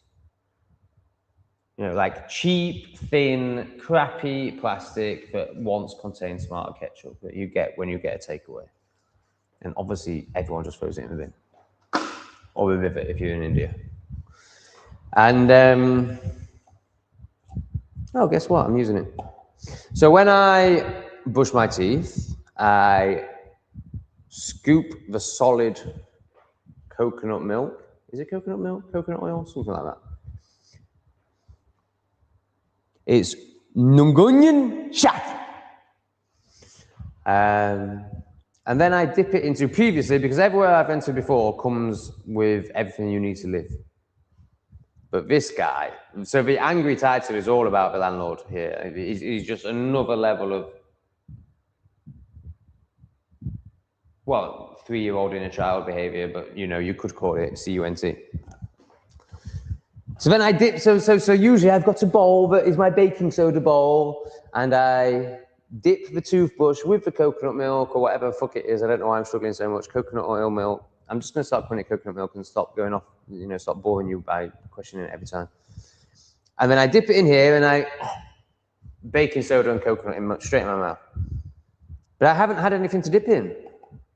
So then I'm like, so tonight I'm like, oh, you know what? I could actually use the coconut milk, and just seeing all that play out in my head, but trying not to vocalize it. And then I'm like, well, I need a container, but there's no containers to keep the baking soda in. Well, guess what? This is the perfect container. I mean, obviously it'd be better if it was glass, but you know, who cares? Poison, you know, I'm beyond that now. Intellectually beyond that. My nervous system isn't. So, you know, the one that I ridiculed, the one that I was just like, you're absolutely insane, biatch, is actually probably the best one. It's amazing, isn't it? It's just amazing. Is it amazing? I don't know. I think it's amazing. Oh, that. We've got some more amazing people. Thank you very much for your contribution. Some people will be like, well, oh my God, Rick, fuck me, what is going on there? That's mental.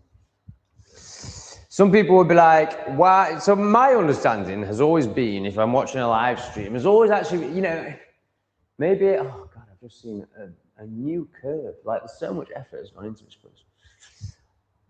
Oh, Tom, why do you do that? Why do you do that? So I've always assumed that people give on lives because they want questions answering.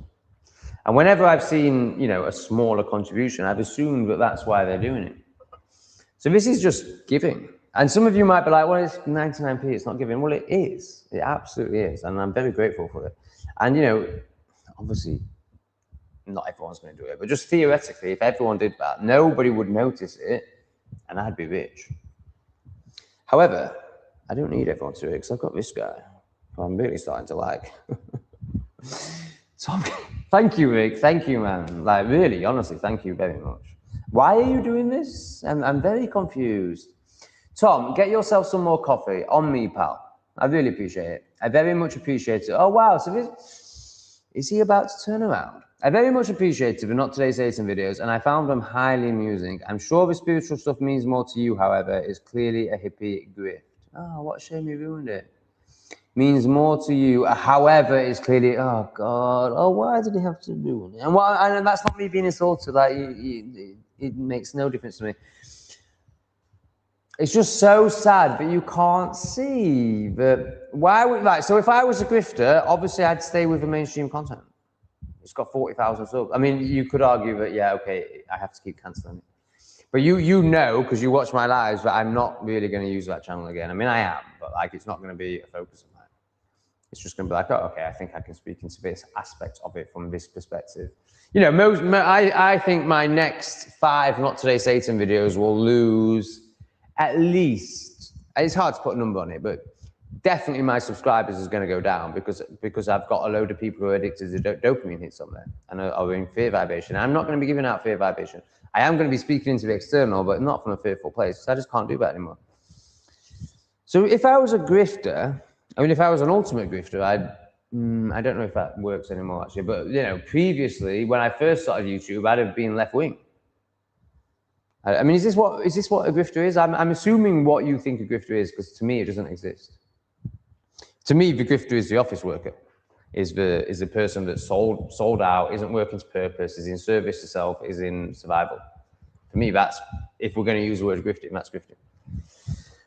But I just see this word as, I just see the jealous projection from the office worker who's created this word for people they're jealous of, you know, people who can create themselves and live beautiful lives.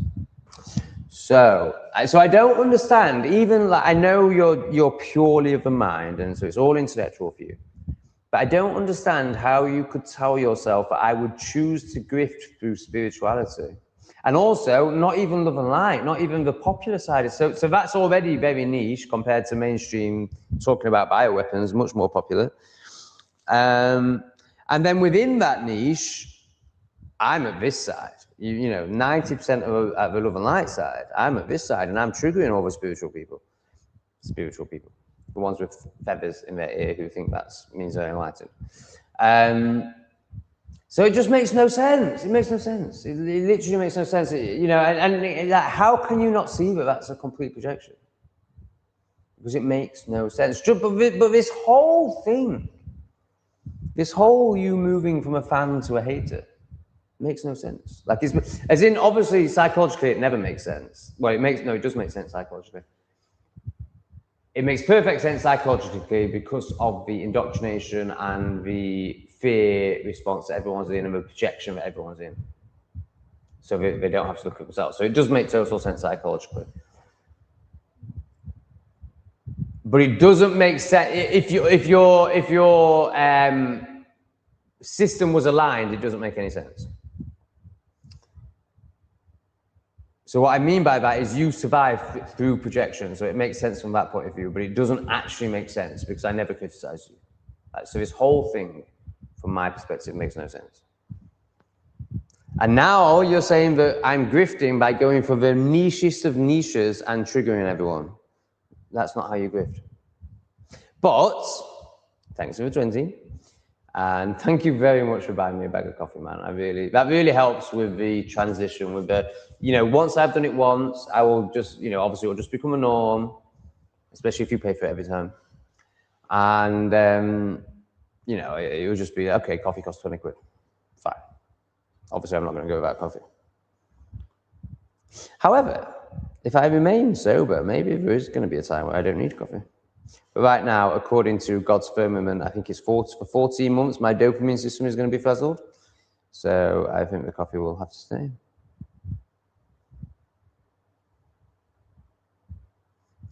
That's an accurate statement. Oh, aren't they the worst? I haven't seen what you're referring to, but they're just the worst, man. You know, like people, you know, I try and write correctly. I'm not saying, you know, who cares about that? People who will dismiss your, and again, it's just like, you know, it's just this, to the message, to the depth. But, you know, if you write something wise, or, you know, you're debating with someone, not that I would ever do that now other than on my live streams, because, you know, I'm making money. And they just dismiss it all on whether you put an apostrophe in your or you are, you know, like it's just ego defensivism. Like, if you're in any way here or here balanced, like even like, I just mean just not at the polarized, you know, even if you're here, which is probably where I know I'm like this. I'm not like this yet.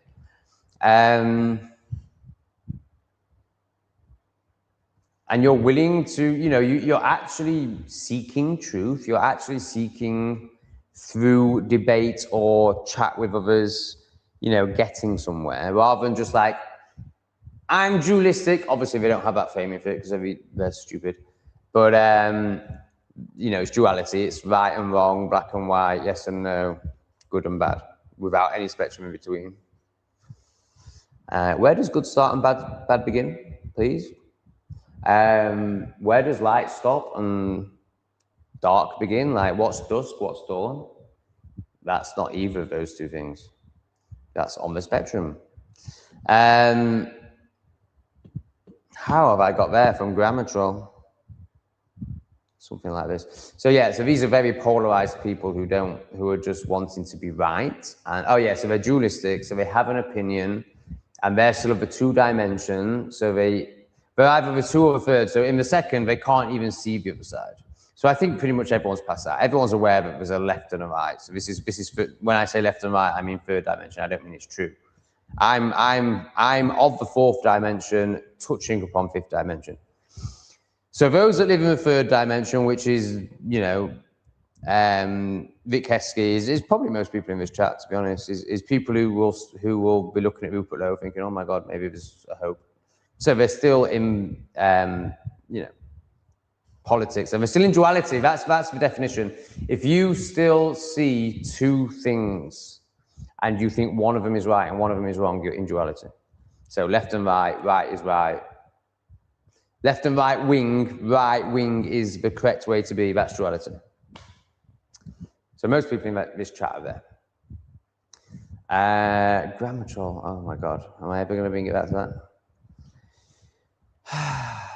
So the people that do this, who focus on your spelling rather than your wisdom, are in duality. I think that's what I was trying to say. And therefore they're repressed and in resistance because they want their version of dualistic reality to be correct more than they want the truth. That's the key part.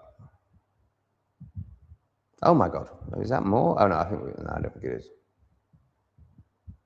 No.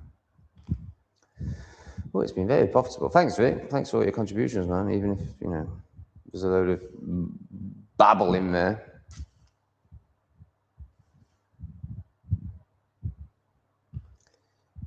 Yeah, but the external world does change if your internal changes. So, you know, you do the work, but they expect it to change without them doing the work. They think they can vote an external savior in or give their lives to an external savior in the sky. That doesn't exist. Or let's just say it doesn't exist, that's easiest.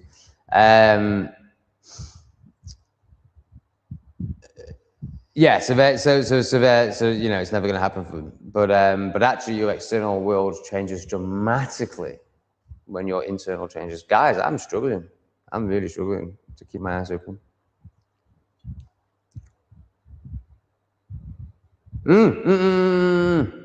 Here is a bit of wisdom from Rick, although I have already stated it in this live, so you know, he's just regurgitating that probably. You didn't have a strong male presence in your life, so you associate with the female energy. Okay, I disagree with the second part. Oh, right, okay. In terms of sexuality, I think you may well be right. I don't think I live with a feminine. Obviously, we have masculine and feminine in us, and it's about balancing them. And I can't really speak into this. Like, there's people who have really experienced this who can really speak into it and have, you know, have knowledge around it, read knowledge around it.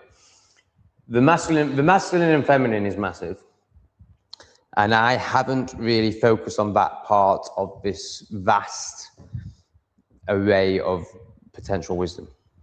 But my mate who I did the community center with, who is more enlightened than me, but doesn't flow like I do, is all about masculine and feminine. Like, he just breaks everything down into masculine and feminine. And like, when you hear it, you're like, oh wow, fucking hell, that's, yeah, okay, good. You're right. So of course, there's masculine and female energy in me, as it should be. I probably, more than most males, have a connection to my feminine energy, for sure. However, I think I'm definitely more of a masculine than a feminine. So I think the that went on in the past is trauma related, and that trauma has probably put me more in my feminine than men who don't. So there's truth there. But to say I associate with female energy, I take that as like I'm more feminine than masculine, and that's definitely not the case. You know, I very much have this energy. I'm actually bringing in more of this energy now, more of the feminine, more of the holding, more of the loving, more of the compassion, more of the softness. But, you know, I'm clearly not compassionate and soft. My conditioning was going to say naturally, but it's not naturally. Actually, naturally is the balance. But the way I've shown up in my life up until this point has definitely been much more this than this.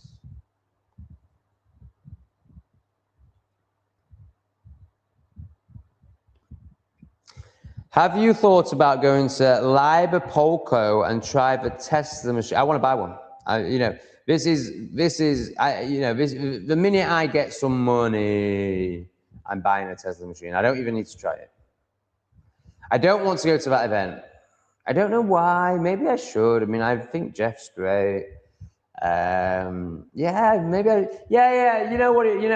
I've been repressed. I've been in fear, and I've had this story that I don't want any friends, and that has been smashed, as you will see, by meeting Lee and Cambodian people. So now I'm open to friendship, and actually, you know, and then there's Debbie, and you know, suddenly a few people that I'm in touch with, and friendship is occurring. So actually, I think it's my fear of rejection ultimately that has created a story that I don't want to go to this event, which comes from a lifetime of trauma, but particularly that community center that I created. You know, I really tried there. You know, I really tried, and essentially I got rejected. So it's, you know, that wound runs deep, and obviously this plays out from my energetic system. You could say childhood, but really energetic system, and it all started in the womb with my mother rejecting me. So of course that's in me, that's kinked, that's trauma is trapped in my nervous system, or certainly was. I'm sure still is to a degree. And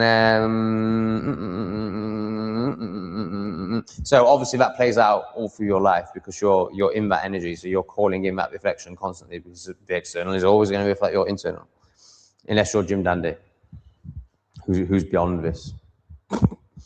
I appreciated Jim's contribution the other night, and I think I might have maybe being able to reflect to him, and he might have seen the reflection a little bit, maybe not. Tesla machine, see if it works.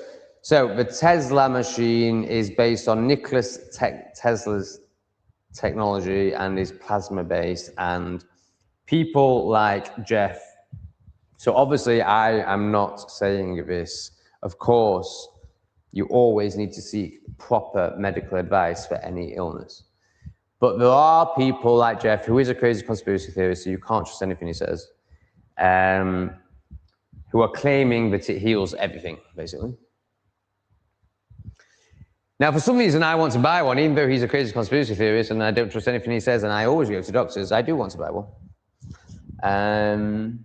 I mean, the reports I'm seeing, the reviews I'm seeing, and the anecdotal evidence is outrageous.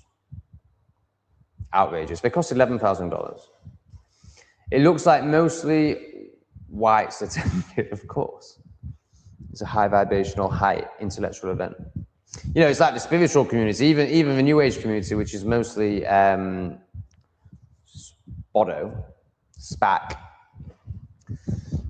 So repressed and unconscious is what I should say. It all looks like this. Because they just don't have it in them. I mean, not all of them. And I actually really mean this. Like, you know, like, I think there are some Indians even, you know, like Osho, for example. But there's very few people that aren't on the lighter side of the spectrum that are doing the work. And most people at that event are going to have done the work. Like, this isn't a Tommy Robinson protest. You know, this is, you know, to value yourself enough to spend the money, because I think the tickets are, I don't know, but they're like $500 or something like that. At least, you know, Jeff events aren't cheap, and rightfully so. He values himself because he offers a lot of value. And he's actually never made money on any of these. It used to be called Acapulco, didn't it? Please. Where is it now? Is it in Liberland? That Liberland? That Free State? That would be really cool if it is. Maybe I should go. Maybe you've commented this reflection to make me really consider this.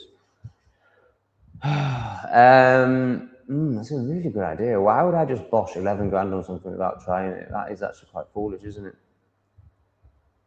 Shit, man, I think you might write a new freedom. Thank you. When is it? How much is it? Where is it? Are the next questions I need answering, please? Bless you, man. Yeah, they certainly have energetic attachments for sure. So this is somebody who is sharing deeply. I got abused by 3 school teachers in high school. All of them are demons. Now, I've taken that as asexual, but actually I got abused by teachers too, but it wasn't physical. Teachers are very abusive people.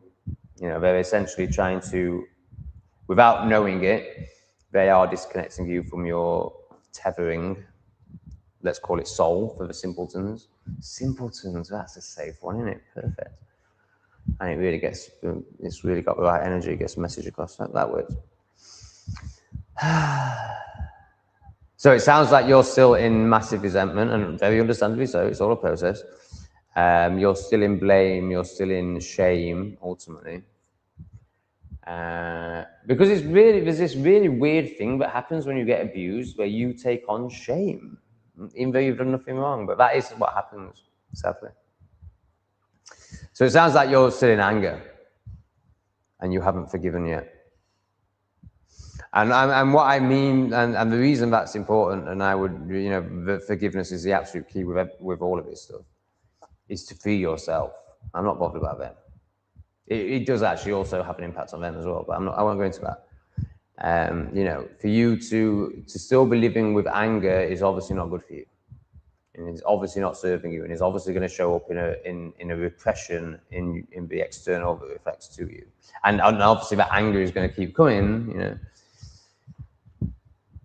So I really hope you do find your way to forgiveness for your sake. This isn't like, you know, this sounds good. Oh, forgiveness. It's not like liberals who try and just say the right thing. No, this is how it should work.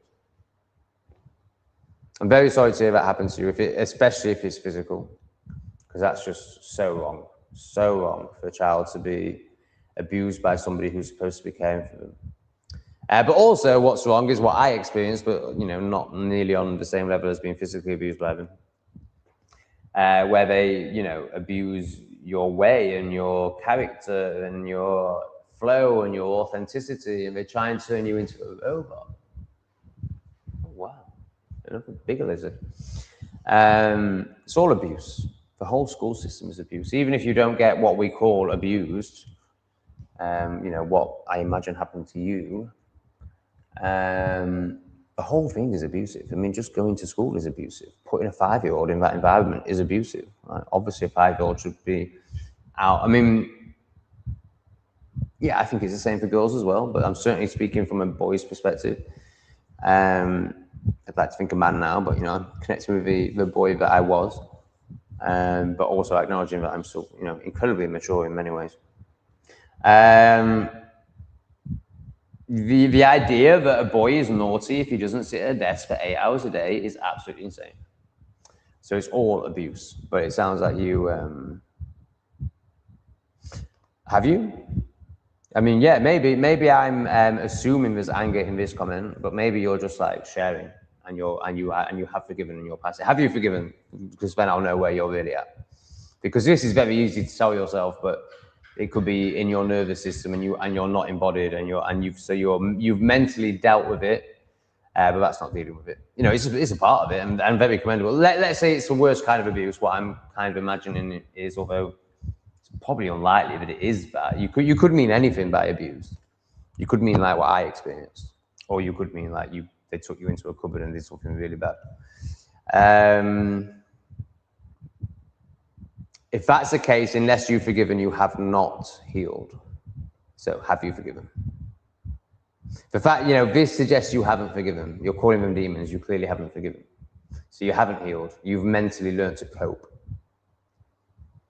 I hope that doesn't trigger you, but you know, it's the truth and it is what will help you. Oh, Jim's in the chat. I like Jim. Oh, well, I enjoy it. I do like Jim.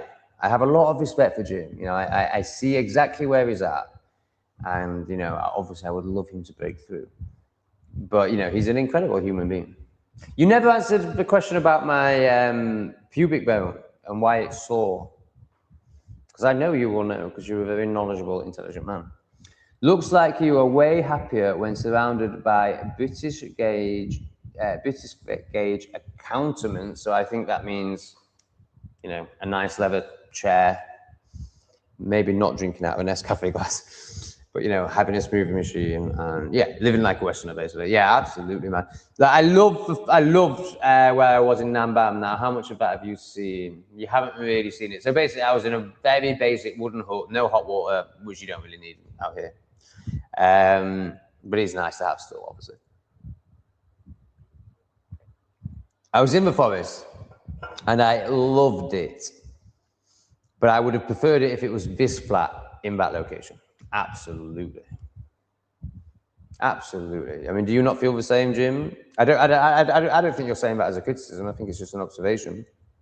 I'm assuming it's the same for you. I mean, would it not be the same for anyone that is learning to or does love themselves? I don't know why anyone would choose. I get why someone would choose a hut over this because of the location of the hut's in. I totally get that. But if you could, in theory, create this in the same location, in your dream location, whatever that is, why would anyone choose crap facilities? Have to deal with mosquitoes and, I mean, just not having a sofa, man. Like, the sofa's a massive one for me. And to be honest, since I stopped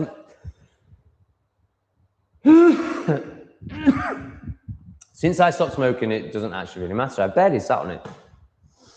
Because the reason it was a massive one for me is because I would smoke and then want to lie down, but I don't want to spend my, and especially when I was smoking in the day, I don't want to spend my whole day in bed. Like, there's something about being out of the bedroom in the daytime that feels better energetically.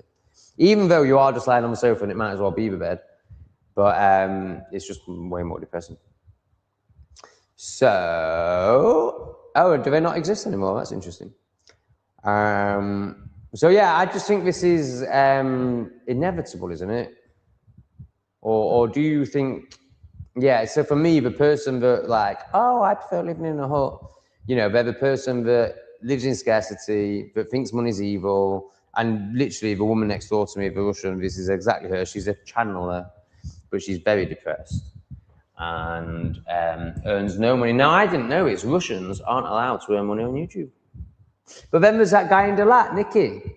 But apparently there's a whole industry in Russia where there's Russians who have got dual citizenship and they create YouTube accounts for people that can get monetized.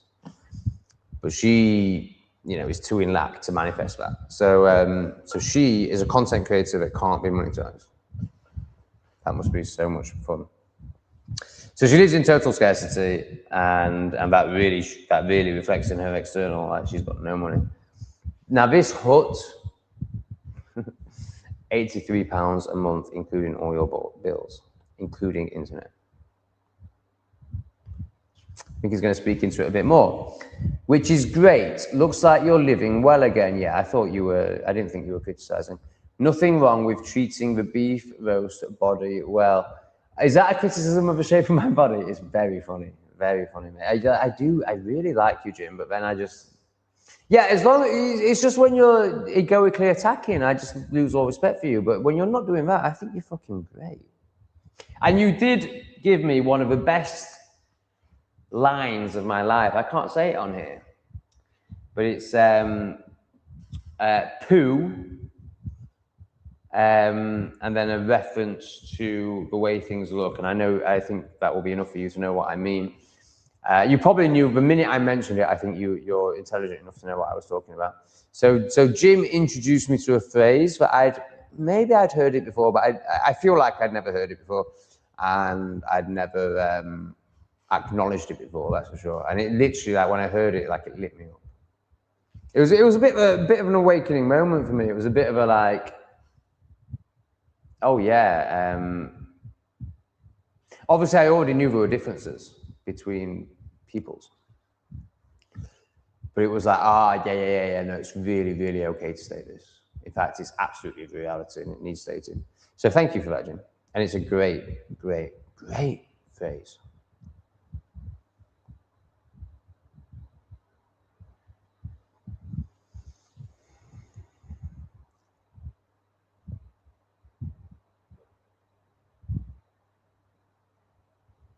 You're Serbian, Finn?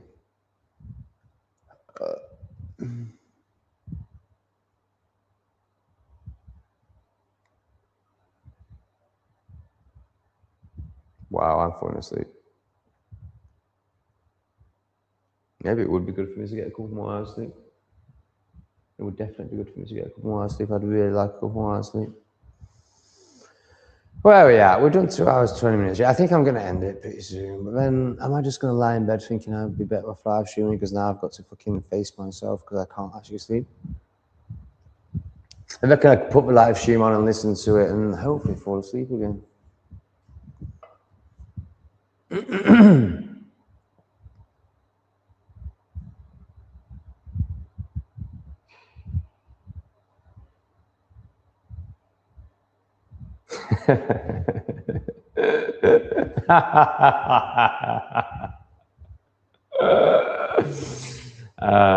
Brilliant.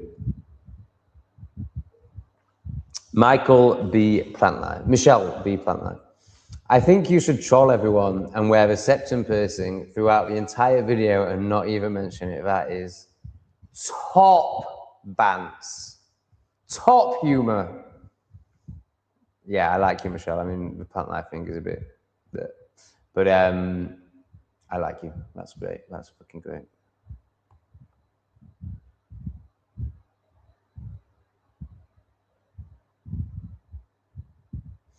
Yeah, it was definitely so. I don't think it's. I don't think so.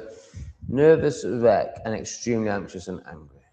Yes, there's elements of that for sure, and it's all a work in progress, just like it is for all of us. But obviously, you're just like, I'm perfect. I don't look at myself. Probably, I think this is a liberal. It's really got that sort of level of delusion to it. And the fact, just be honest, just being honest. I thought they were saying to me, just be honest, as if I'm not always honest. Which is what made me think liberal. Kill the hive mind. This isn't a liberal. This isn't a liberal.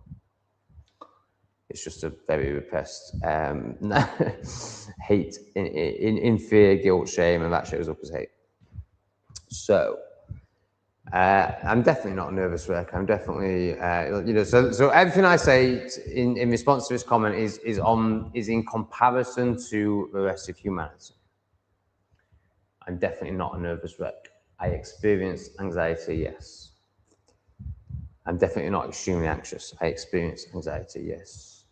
I'm not living in anger. I can tip into anger when I can't find a way to get through to somebody.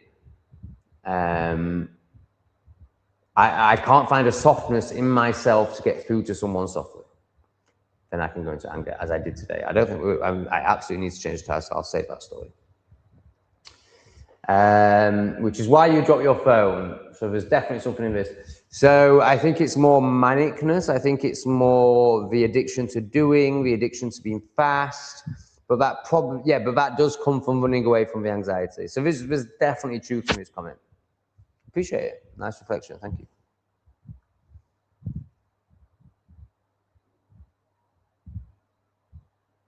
Oh God, I think we need to get rid of this one. This guy's proper. He's not nasty. He's just. I haven't even read the comment, but I know what it's going to be. This guy is like, I can't believe you even question whether or not they're lying to us, basically. Like he's proper, he's definitely had at least 3. Tom, I just wanted to say you did a great. Oh no, he's going to actually say something good. Josh Nightingale. Tom, I just want to say you did a great thing showing up and paying for the bumper. I completely understood your previous reasoning. She is just an NPC. All right, so it's not... Because for me, this guy is a total NPC.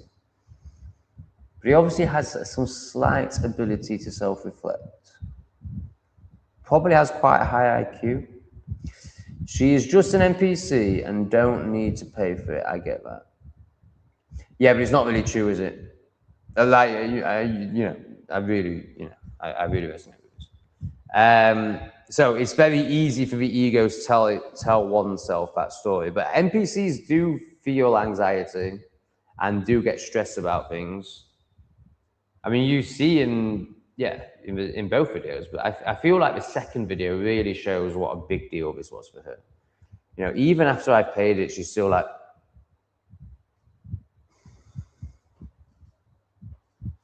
good comment, Josh. Thanks, man.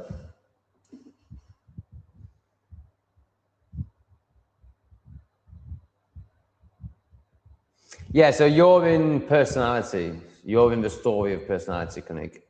Koenig, I am extremely clumsy. Two, I constantly drop my phone and spill drinks. So this sounds to me, and from what I know about your, vibration and level of understanding of how this world works, which is, poor. Poor is the wrong word. Is still repressed and on a low consciousness, low vibration. You're seeking the external savior still. Yeah, so it sounds to me like you just believe that you have a personality that's clumsy and nothing can be done about it. It's just who you are. So I like the honesty. I like the ability to be honest. But, this could all be transformed with self-work. But as long as you're hanging on to your external savior, that will never happen. Yeah, absolutely, of course. Black sheep are just the realest members of the family. That's me as well. I think it's everyone in this chat.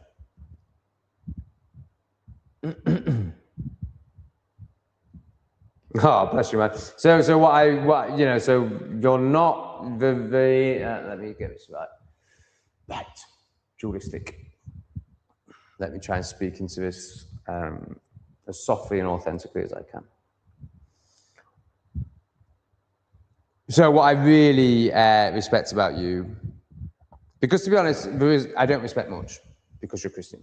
And it's not because you're Christian, it's because you're in the external. So I find it hard to respect people that are still hanging on to the external. However, I totally understand it and I've done it too.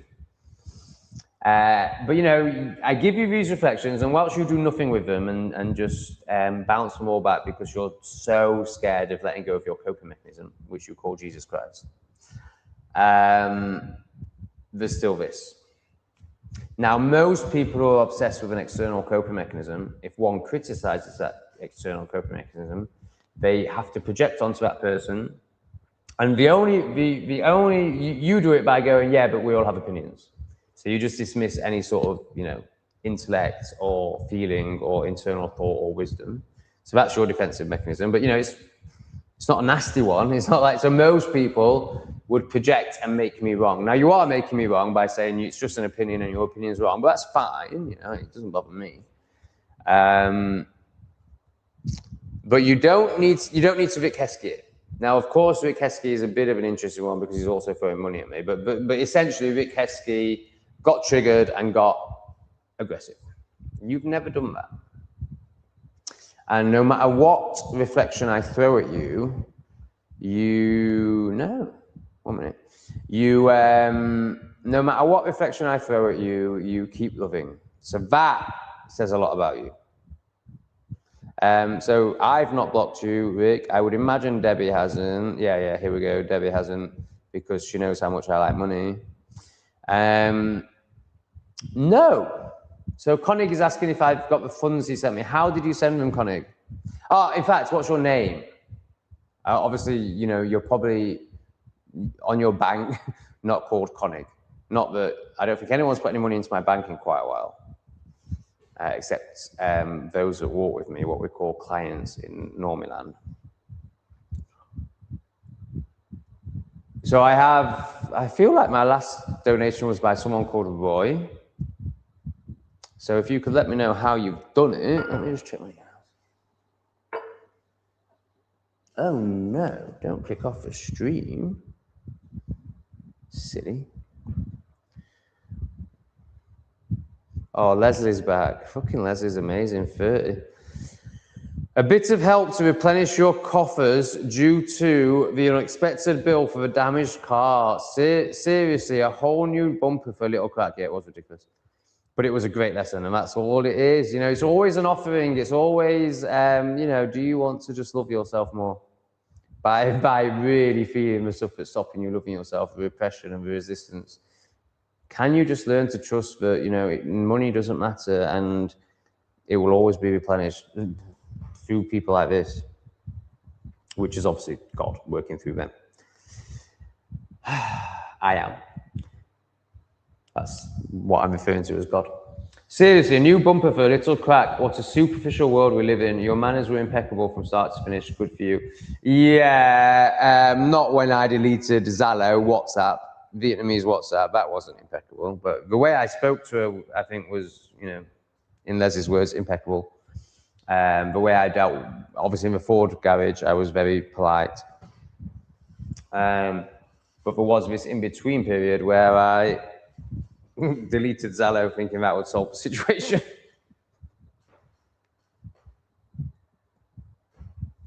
It's good to laugh at oneself, especially when one is so spactarded. Okay, which of course I am. But it just seems that we live in a really SPAC world. So relative to humanity, I'm somewhat enlightened. But really, I'm just a SPAC.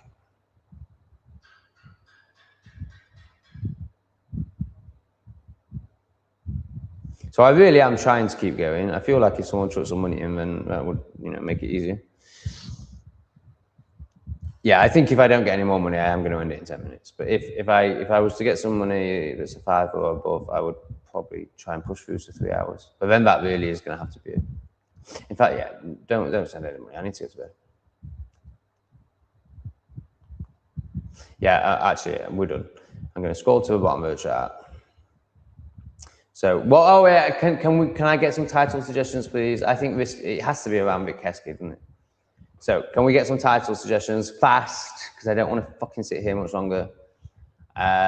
What should this video be called? Obviously, it can't be called I Got Very Angry because I haven't even touched upon that hilarious story and reflection from the universe.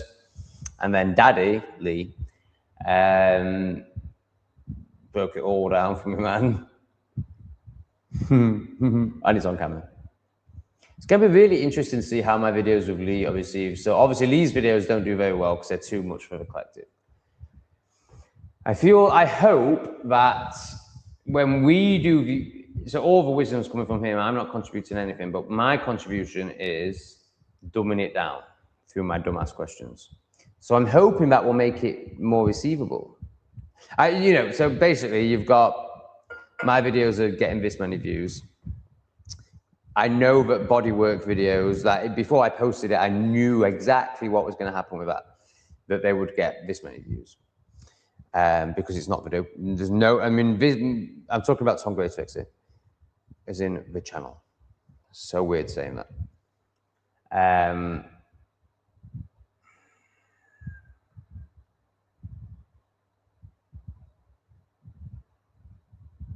Right, so there's not many dopamine hits at all on aho.greatorex compared to, you know, most YouTube channels. However, the ones where I'm just talking, of course, I try and put some humor in there, which gives dopamine hits. So we do get some people who aren't really on the journey or aren't really self-introspecting, Vic Heskey, who watch aho.greatorex. But, you know, when you put out the bodywork videos where people have actually got to literally watch without dopamine hits, then obviously views are going to drop. I feel like the videos with Lee are going to be in between the two. So if, well, it's hard to say because I've been cast into the shadows of the tube of you. Try and keep the sentences going, Tom. Before I got cast into shadows of the tube of you, I think my average views were 1,200 a video, and bodywork was 400 or 500. I'll just check if that's Debbie and there's anything I need to know.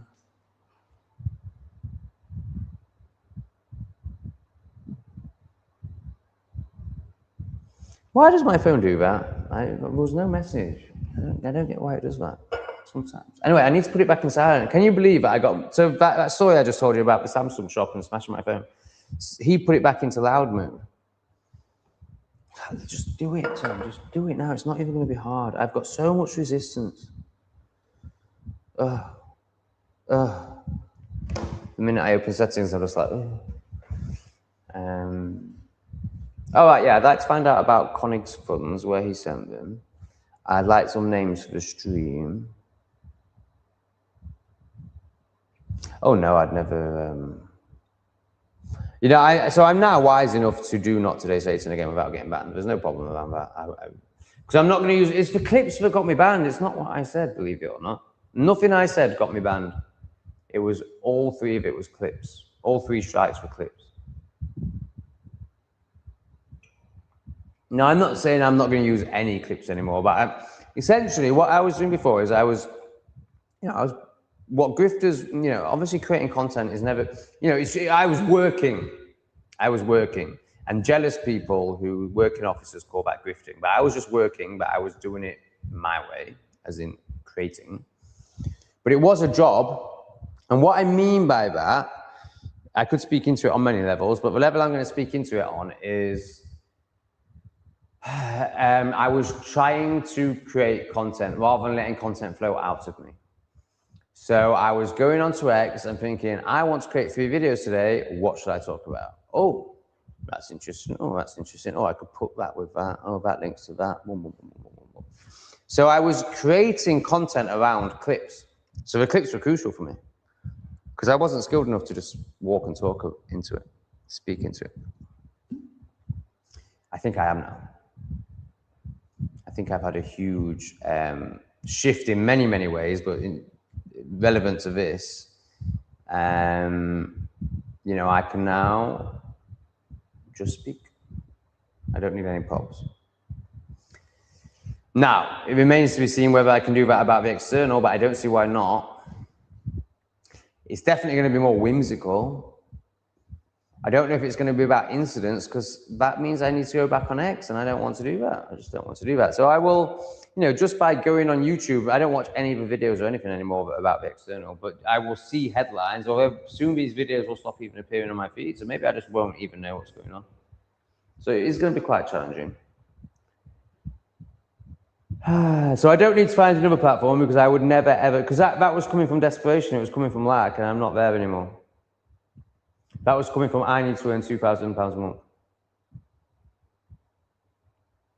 At first, there was purpose there, but there wasn't purpose when I was doing 3 videos a day. But there hasn't been purpose for me in Not Today Satan for 6 months. I'm beyond it, personally, in my life. But there was still an attachment to scarcity, which leads to an attachment to thinking you need money or you need to work to create money.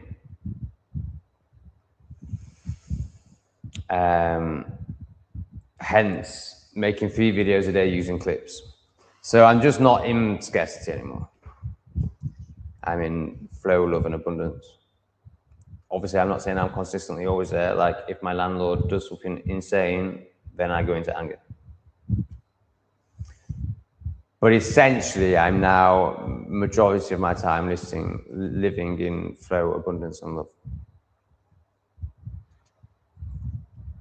Let's change love to peace, just so, it's definitely true. But I do think love is actually true.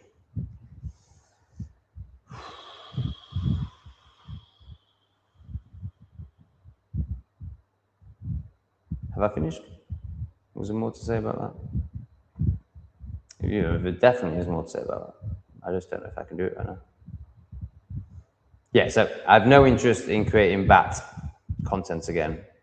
So therefore, I don't need to find another platform. The way I will do it in the future is not going to be an issue for YouTube. It is coming back. It's coming back on, I think the second strike expires on the 13th of this month. So I was going to bring it back up when I was in desperation, lack, fear, thinking I needed to work to create money. I was going to bring it back after 1 strike went, which is on the 8th. But now, yeah, so this is an example of how I'm now more in trust, because I wouldn't tell you the dates before, because for some reason I thought that made me vulnerable. Lol. Yeah, so it's the 8th and the 13th. So I'll just play it safe, because there's no pulling me to make a video for that channel at all, really. Other than you guys, other than the guys that have supported me and the 40,000 people on there who have now transitioned into these channels, and people like you, Harley, who actually donate. I feel like you're called Robert, so I'll call you Robert until you tell me otherwise. People like you, Robert, you know, I want to serve you, but actually I know that isn't serving you, and you're ready for so much more, but you just haven't, you know, fully lent into it yet. And actually this is serving you way more. But you know, there's and there is a desire in me to speak of the external in a way that helps people see that it's all bullshit, basically. You know, that's where the content's going to be. So I will give you dopamine hits, which is what you really want. I will give you dopamine hits, but not. It's not going to be through fear.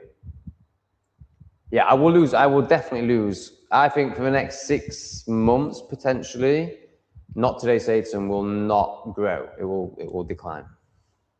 It's hard to put a time scale on it. Certainly for the first month, probably for 3 months, potentially for 6 months.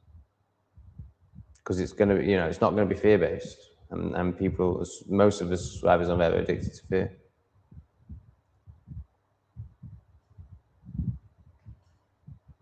Now, what's also going to be interesting, I was thinking maybe it would be a really bad idea. So I just assumed that when Not Today Satan channel came back, that I would stream on all 3 YouTube channels at the same time.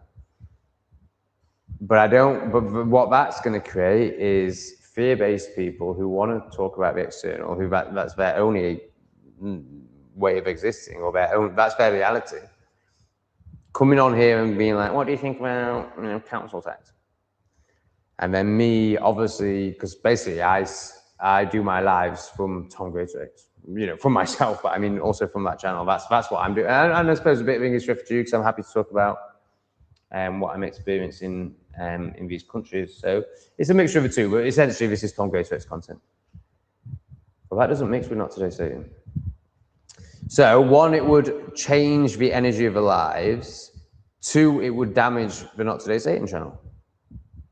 But then there's also that part of me that we call the ego, that wants as many people to see the live as possible, and also accepts that, you know, shedding isn't bad. Like, shedding what doesn't serve anymore isn't bad. Like, let's get Not Today Satan down to 30,000 slightly more conscious people, rather than 40,000 where 25% of them are completely in the external, and then 30% of them are sort of moving this way. Sorry, the other 30,000. I mean, those percentages aren't right, but yeah, a percentage are moving internally, and a percentage are just obsessed with the external. So I think what I was saying is the external wanting to go. So it doesn't matter. Oh yeah. So if I was to live stream on there and lose 10,000 subs over 2 weeks, good. But obviously my ego is like, no, don't do it. Oh, I worked so hard to get to 40,000 subs. But again, that's just coming from scarcity, lack, and fear, which we do not F with anymore. But I shouldn't say that because it will upset the others. I was going to say the best ones here. You are the best one. No, everyone brings, not everyone, some people are just crap. Everyone brings what they're meant to bring. So, you know, I can't say you're better than Debbie, because Debbie brings something that's essential. But, you know, in terms of like, who would I want to spend my time with? This is the person in the chat I would want to spend my time with. I use baking soda and vinegar for my laundry. Yeah, great. No waxy residue, and the machine doesn't sing. Oh, God, yeah. Yeah, obviously. That's great. So I've used vinegar before. I've not used baking soda. So I'll start doing that.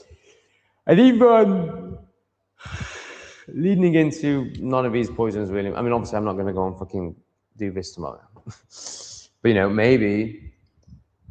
So basically, I'm just getting less concerned with what I've considered poison before, even though it is still poison. I've already spoken into this earlier in my life.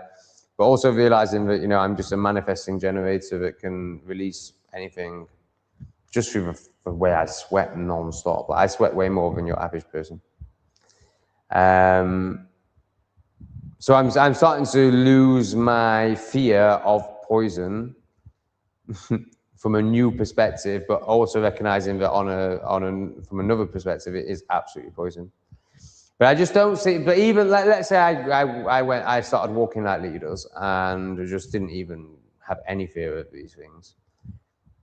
That's just better. It's just going to smell better. It's not going to smell of fake flowers. It's not going to leave a waxy residue.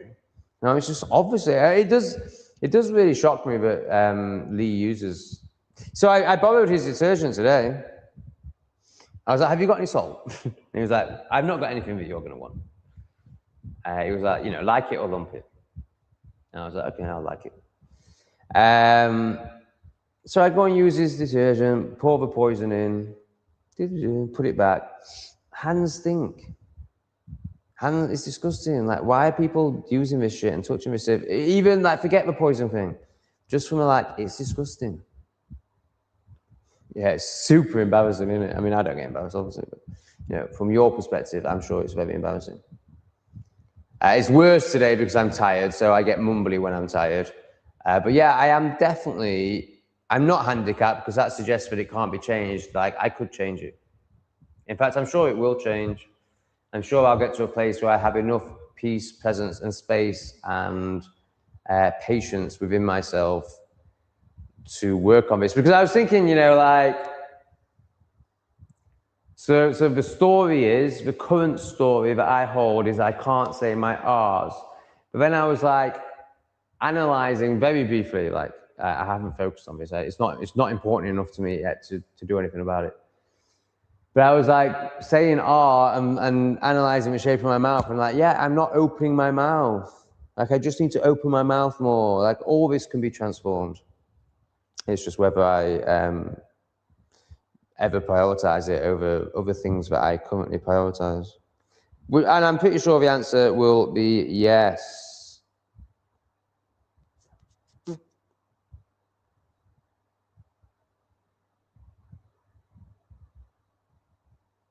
How the hell have you snuck back in?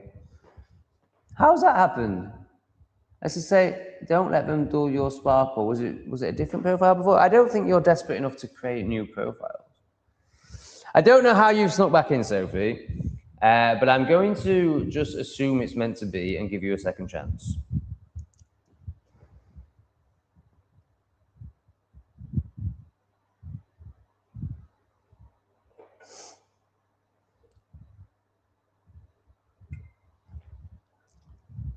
So it looks like you're going to get the 3 hours of Albert, yeah.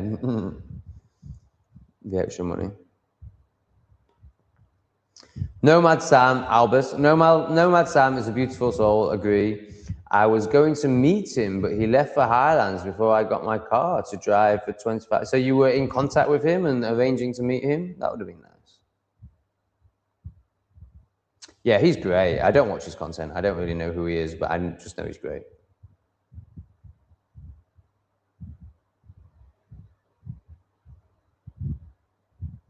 I like this guy as well. I don't watch his content, but I've got great respect for him.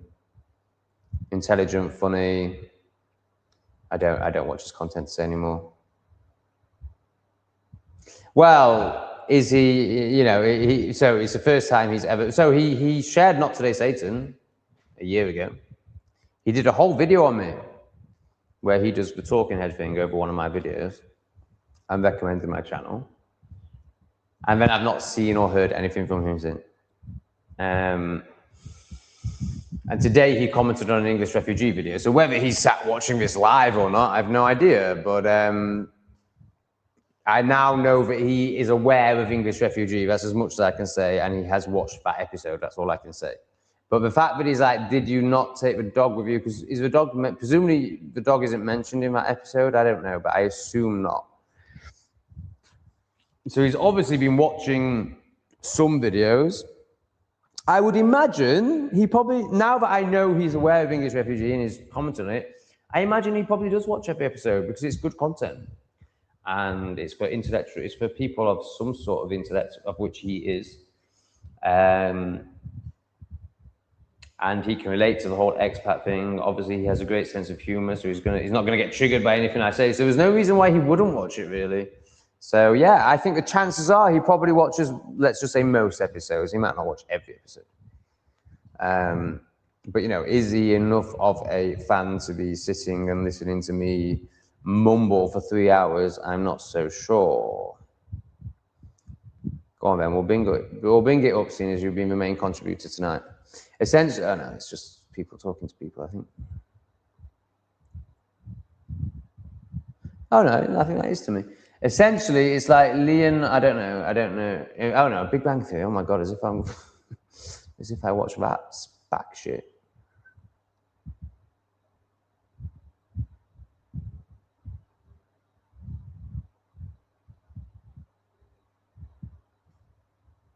Jim, it's always worth bringing Jim's comments up. Of course, it's the same for me, mate. I think that's meant to say I eat steak and I bought my dream motorcycle. Oh, yeah. So this is in regard to luxury. Yeah, of course, man. I think it's a self-love thing, essentially, is it not? I think anyone that's telling themselves that it's a line to live in poverty, essentially, is in scarcity and lack and can't accept that and has projected some nonsense onto, you know, is in spiritual. Jeroen is a great example of this. Jeroen will tell you that it's not about the money. I book £8 hotel rooms that are disgusting and I end up in Phuket, which is disgusting, but it's not about the money. So I'm not going to say, you know, I'm not even going to speak into that. What I will say is Jeroen has never earned any money in his life. Any considerable money, anything more than, like, you know, just slavery. And I don't know if he's ever even done that.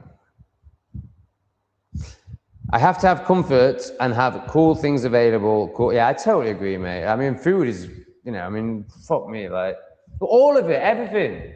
It's self-love, it's self-honoring, like, of course. It makes no sense why anyone would choose a hut other than the location. Like, that is okay, but, and that could be through self-love. But ultimately, you're gonna get sick of it. Ultimately, ultimately it's a reflection of the parts that you don't love if you're choosing a fucking hut over something like this. Or, you know, you can't manifest, you can't, bit of a woo-woo word, you can't earn money. So I'm finding myself just scanning the chat for Jim Dandy's comments. Or We Fat Sugar, of course. That's very funny, Kerry. I assume that's, I don't know if that's based on a conversation, but I'm taking that as, because he's donated so much tonight. Vic Heskey declares bankruptcy. Very good, Pixie. Do you mind me calling you Pixie? I don't think you'll mind. Has Debbie left us? Is it late for you guys? It's only 10:20. How can my number... did Liz never answered my comment about whether she wants to be a moderator or not after I just made her a moderator. I was waiting for something from Connig as well. Maybe he got triggered. Oh, look who's here! Lauren K, Lauren K, Lauren K. Can I say a bit about you, Lauren? You're going to be like, oh no, oh God, the light's on me. He's shining the lights on me. My demon, my demon. I love this woman. She's great. I met Lauren at the community centre. She was a right Libby. She was married to a Tran. She was getting dicked every night by, you know, do they still have to sellotape their, what they call a penis? So obviously she wasn't getting dicked every night. Fuck me, you have come a long way, Lauren. You have come a long way. She's still got red hair, but she's come a long way. Yeah, she's still got red hair. I love this woman. She's absolutely great. So even in that context where she was lib, she was lovely. She saw me. She saw me. Now, I had too much anxiety in me to let her in. I couldn't let anyone in. I could see in her eyes that she saw me. But I could also see all her repression and libbiness. And that created an anxiety in me that did this to her. So we did some family, when I say we did together, I mean we were both in the same workshop. We did, I remember a family constellations one. That's the only one I remember, but I feel like we might have been in 2 or 3 workshops. And they didn't, you know, obviously the tea was never going to fully embrace what I was doing, which was shadow work, because obviously teas can't do shadow work. They have to live in total delusion and story, because, you know, they've chopped bits off their body. So if they were to do shadow work, they'd realize what, I mean, that's even worse than in terms of like waking up to what you've done to yourself. Now, I'll be honest, at the time, Lauren, you know what's really funny? People are going to be really shocked about this. I should do a whole video on this. I have found, and there's still a part of me that finds androgynous people quite attractive. As in, like, it's from shadow, obviously. Jaden, the T, but Lauren was it married? I think you were married, right? Very much together. I'm pretty sure they were married. I had a couple of wanks over that thing. Now, if I'd have actually seen the mess down there, I think I've never been with one. It's just a shadow fantasy that has played out in the past. I think I'm over it. I certainly haven't masturbated over one for a long time. I mean, I don't masturbate much anymore. I do still masturbate fairly consistently, probably 4 or 5 times a week. We're talking about Lauren. We're talking about the tea. Yeah, there was something. I think it's like why is the shadow attracted to it? I'm not quite sure. It just feel like the unusualness, I think. The shadow likes vulnerability. The shadow is weak, obviously. So when it sees a vulnerable person, it sees someone it can manipulate. That's why. That's where it comes from. So it comes from the shadow wanting to manipulate. Yeah, I thought so. So I like Lauren straight away, but I realized that if I was to let her in, she would hate me because she's not ready for truth and authenticity. She's, you know, with a T. So they leave. They come for about 3 weeks and leave, and they sporadically come in. Particularly when, what was that amazing woman called that we had living with us? Anna.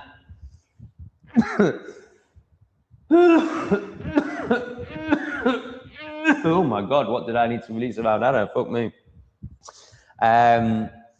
So a very, you know, I would still class her as a very good healer from America, came to live with us for a bit and put on these workshops. So they came for those workshops a little bit. And then Lauren gets dumped by the T, and the T fucks Lauren over and moves on to bigger and better, but obviously just more repressed and more targeted. But probably on a surface level, bigger and better. I think it was somebody who was seen as a spiritual teacher, probably somebody who will be seen as better looking than Lauren, and that's just an assumption I'm making. I don't know if that's true. Lauren's a bit fat. She's also got a fat heart though, which is much more important.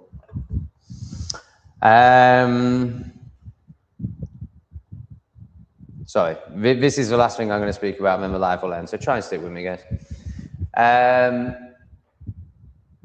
So Lauren gets her heart broken, and anyway, so then I moved to Thailand, and for some reason she's watching me, and she reaches out, and Lauren is my first ever one-on-one client online.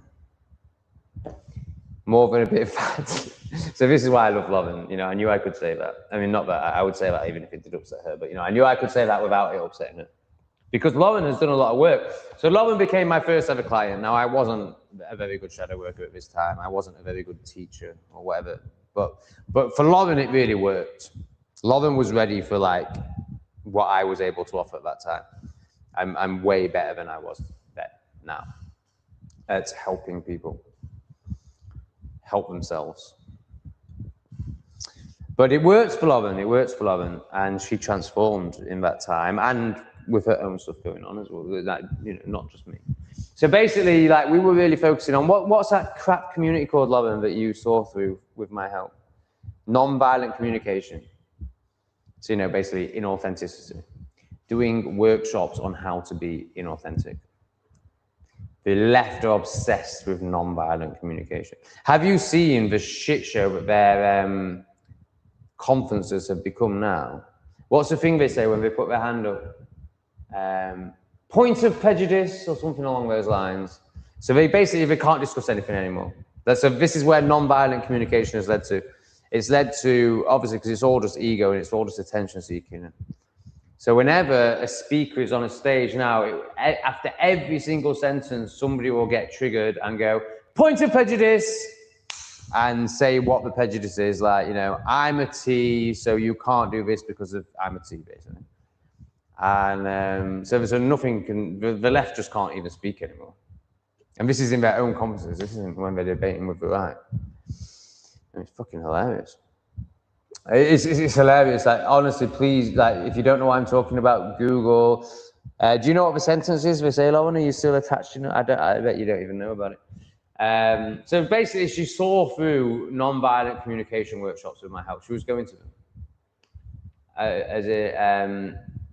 So I pointed out that basically they're just you know, teaching each other how to be inauthentic through repressed barriers. And she saw it, and she, over the time of working with me, and then after that, we probably did 6 sessions, something like that. I can't quite remember. I feel like she worked with me for 4 to 6 weeks, something like that. Please, well, do what you want, Lauren, but I'm sure you'll confirm in the chat. And she really took what we did together, or what she found in herself through these sessions. She really propelled with that, and still is doing. And every now and again, I get a beautiful WhatsApp from her. So after that period of working together, I would probably receive a WhatsApp message between once a month and every 3 months, and it was very much focused on her journey. And she would get in touch and say, you know, X, Y, and Z is going on. Thank you, because I think, you know, what I discovered with you has led to X, Y, and Z. And then I would send a message back saying, fucking great, well done, you're totally doing it. And speak into X, Y, and Z a bit more, and push her a bit further along. Not that she needs that, it's all inevitable, she's going to do it anyway, but it just helps it be a bit faster. And scared of life, that's what cracked her. So I will always remember you saying they're scared of life. Okay, yeah, exactly. So obviously that's where inauthenticity comes from. It comes from fear. So that was the light bulb moment for Lauren. And you know, now she's just a completely different person, essentially. She's still got red hair, she's still fat, but she's a completely different person. And now the only messages I really get off her, no, that's not true actually. Like, she still sends me some really beautiful live shares, which are really deep and honest and vulnerable. They're great. But what I feel like we kind of went through a period where she stopped live sharing for a little bit, and the only time she'd get in touch with me, and I think the reason she probably stops live sharing is because she doesn't want to. She will have a story, I imagine, that she's an inconvenience to me or something like that, or it's entitled to message me when she's not paying me, which was a little bit of truth too, if it's like every day. But you know, she could definitely message me more, and I would happily receive it, because I really like this woman, and her messages are this, you know, they're not like, I went to the shops today and you know, they're aligned, they're on point. And there's always a reason why she's messaging me. So I'm very happy to receive them.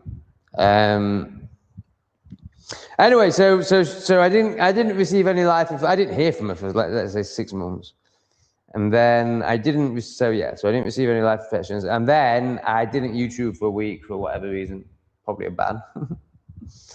And I would. So this is when I was so recently until the last 2 messages. Basically, there were 5 messages in a row, let's say, but we're very much like, I haven't seen you for a week. I need you. You help distract me from this horrendous world. So basically saying, I really value your content. I've watched every single minute of every single video you've ever done. I've never missed a minute. I just want to let you know that. I just want to encourage you in the hope that I will see you again, basically. And, really beautiful. And so really honoring me, like not many people can do that. Because you have to have honored yourself to a level to be able to honor another, obviously. And not many people have honored themselves at all. Big Heskey. And then I think the last 2 messages I've got off her have gone back to live shares, where she's just like sharing the transformation, and it's incredible. Well done, Lauren. I love you. Thank you very much. I appreciate that, Debbie. Thank you. I feel like last night's was probably peak. Obviously, I'm getting better all the time. I feel like, the start of last night's was just, like, how can you ever better that? Unless I literally, like, open it up while someone's fucking fisting me or something. But then I'll get banned. So, and I don't do that. I don't allow people to stick their fists in my ass anymore. But I would if I ever did that again. But I'll never do that again, so that's fine. All right, let's just give one last recognition to even this guy. This guy's been a star of the show, really, hasn't he? Certainly financially. Thanks, Vic. Thank you for buying me the coffee. I really appreciate it. Oh, that's still Vic. He won't tell us where he's from, man. Okay, I'll stop asking you. You clearly don't want to tell us anything about you. That's fine. You can just keep giving me money. I really appreciate it. I am intrigued to know why it went down by £1 tonight. I think this person's called Robert. Thank you, Mr. Harley, very much for your consistent love and donations. Of course, Kevy's just obviously always chucking the love in, because she's just a loving pixie bean. Debbie, the same, but not so pixie. We better bring... I'm too tired to even see. Okay, yeah, we'll bring Vic up again for that one. Thank you very much. Thank you very much to this person. I'm not going to try and say that silly fucking username. Why have you got such a silly username?